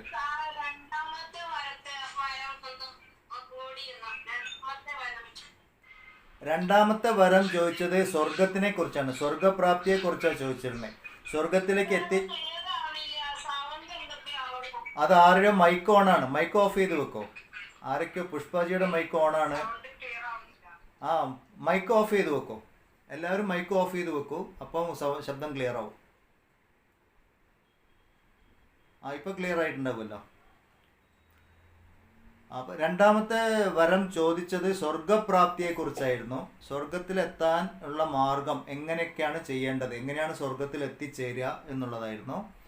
അത് പിന്നെ യാഗാദി കർമ്മങ്ങളെക്കുറിച്ച് യമധർമ്മൻ ഉപദേശിച്ചു കൊടുത്തു. വൈദിക കർമ്മങ്ങളെക്കുറിച്ച് ഉപദേശിച്ചു കൊടുത്തു. അത് എങ്ങനെ ചെയ്യണം, എപ്രകാരം ചെയ്യണം എന്നൊക്കെ ഉപദേശിച്ചു കൊടുത്തു.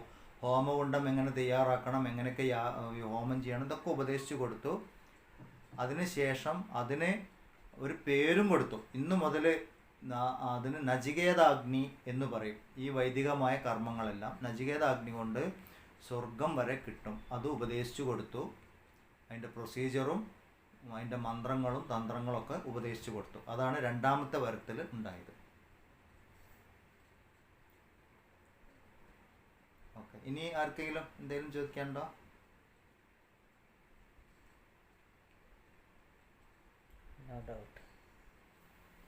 അല്ല, ഇനി മൈക്ക് ഓൺ ആക്കാം കേട്ടോ. ചോദ്യം ചോദിക്കാനുള്ളവർക്ക് മൈക്ക് ഓൺ ആക്കാം. ആ ചോദിക്കൂ. ധാരാ ഒരാള് ഹാൻഡ് റൈസ് ചെയ്തിട്ടുണ്ടല്ലോ.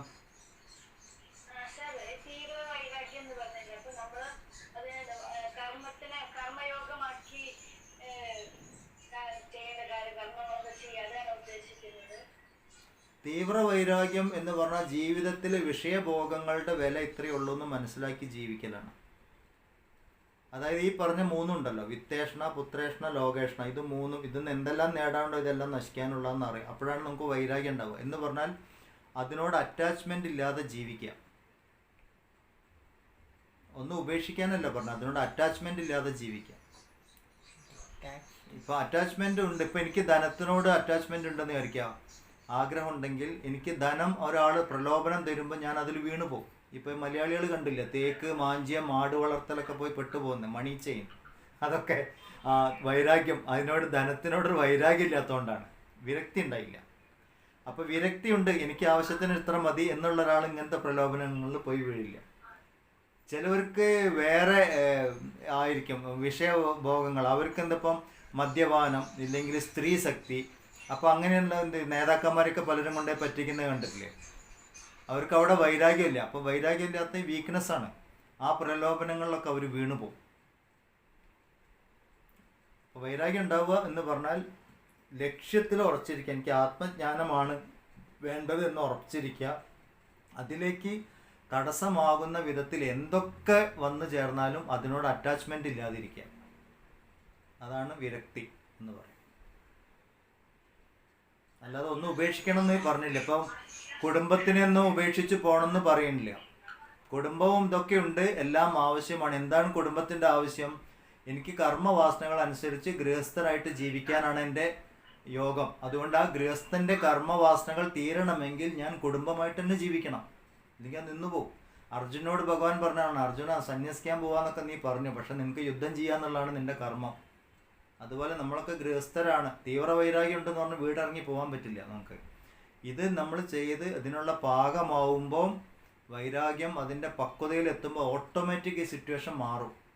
നമുക്ക് വീട്ടിൽ നിന്ന് മാറേണ്ട ആവശ്യം, ഇല്ലെങ്കിൽ അവർ നമ്മളെ ഉപേക്ഷിക്കുന്ന സ്ഥിതി, ഇല്ലെങ്കിൽ ആരെങ്കിലും മരിച്ചു പോവുക, ആ സിറ്റുവേഷൻ മാറും. അപ്പം നമ്മൾ മനസ്സിലാക്കണം, എൻ്റെ കർമ്മവാസനകൾ പ്രകാരം എൻ്റെ അനുഭവ മണ്ഡലം മാറി. അങ്ങനെ മനസ്സിലാക്കി ജീവിക്കുമ്പം തീവ്ര വൈരാഗ്യമായി. ക്ലിയർ ആയോ പറഞ്ഞത്? ഓക്കെ. ഇനി അതാരോ ഒരു രമണി ടീച്ചറാന്ന് തോന്നുന്നു ഹാൻഡ് റൈസ് ചെയ്തിരിക്കുന്നു.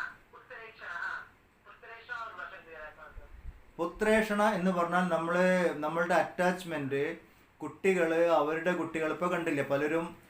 നമ്മളിപ്പോൾ ഗീതാ ക്ലാസ്സിനെ കുറിച്ച് പറയുമ്പോൾ എന്താ പറയുക, ജോലിക്ക് പോകാണ്ട് കുട്ടികളുടെ കാര്യമുണ്ടല്ലോ, ഞാനൊന്ന് റിട്ടയർ ആവട്ടെ, അല്ലെങ്കിൽ കുട്ടികളുടെ കല്യാണം കഴിയട്ടെ എന്ന് പറയും. എന്നിട്ട് വേണം ആശ്രമങ്ങളിലൊക്കെ ഒന്ന് പോവാൻ, അമ്പലങ്ങളിൽ പോവാൻ. കുട്ടികളുടെ കല്യാണം കഴിയുമ്പോഴോ കുട്ടികൾ ഇതുപോലെ എന്തെങ്കിലും എന്താ പറയുക, അവർക്ക് കുട്ടികളാവും. അപ്പോൾ പിന്നെ ഈ മുത്തച്ഛനും മുത്തച്ഛൻ്റെയും ഡ്യൂട്ടി വന്നു ചേരും. അപ്പോഴും അവർക്ക് ഏഷണീനിയാണ് അവിടെ. അവർക്കപ്പോഴും ആധ്യാത്മിക സാധനങ്ങൾ പറ്റുന്നില്ല എന്ന് പറഞ്ഞാൽ അവർ ബന്ധിക്കപ്പെട്ടു. സന്താനങ്ങൾ കാരണം ബന്ധിക്കപ്പെടുക, ഇല്ലെങ്കിൽ ബന്ധുക്കൾ കാരണം ബന്ധിക്കപ്പെടുക. ഇവരൊന്നും നോക്കണ്ട പറഞ്ഞില്ല. ഇവരോടുള്ള ഉത്തരവാദിത്തങ്ങൾ ചെയ്യുമ്പോഴും മനസ്സ് മോക്ഷമാർഗത്തിലേക്കായിരിക്കണം. അപ്പോഴേ അതൊന്നും മാറി നിൽക്കാൻ പറ്റുള്ളൂ, ഇല്ലെങ്കിൽ അതിൽ പെട്ടുപോകും. അപ്പം 3 വിധത്തിലാണ് പറയുന്നത്. ബന്ധുക്കൾ കാരണം നമ്മളുടെ മോക്ഷമാർഗത്തിലേക്ക് തടസ്സങ്ങൾ വരാം, അത് പുത്രേഷണയാണ്. ധനം, സ്വത്ത്, സമ്പാദ്യം ഈ വകയിൽ തടസ്സങ്ങൾ വരാം, അത് വിത്തേഷണ. പിന്നെ സ്ഥാനമാനങ്ങൾ, അത് ആ വക കാര്യങ്ങളൊക്കെ, പദവി, പത്രാസ്, ലോകേഷണ. ഇതാണ്. അപ്പോൾ ഇതൊന്നും ചെയ്യണ്ടെന്നല്ല പറഞ്ഞത്, ഇതൊക്കെ സ്വാഭാവികമായിട്ട് വന്നു ചേരും. നമ്മൾ അതിനു വേണ്ട കർമ്മങ്ങൾ, അതിന് ഞാൻ ജീവിതം പറയുന്നത്. പക്ഷെ ഇതൊക്കെ ചെയ്യുമ്പോഴും വിരക്തി വേണം. വിരക്തി കൊണ്ട് ഏഷണയെ മുറിക്കാൻ പറ്റുള്ളൂ. ലക്ഷ്യബോധത്തിൽ ഉറച്ചിരിക്കണം. അപ്പോൾ ഇതിൻ്റെ വഴിക്കും അത് അതിൻ്റെ വഴിക്കായിട്ട് നിൽക്കും. ബാലൻസ് ചെയ്ത് പോകാൻ പറ്റും. അങ്ങനെയാണ്.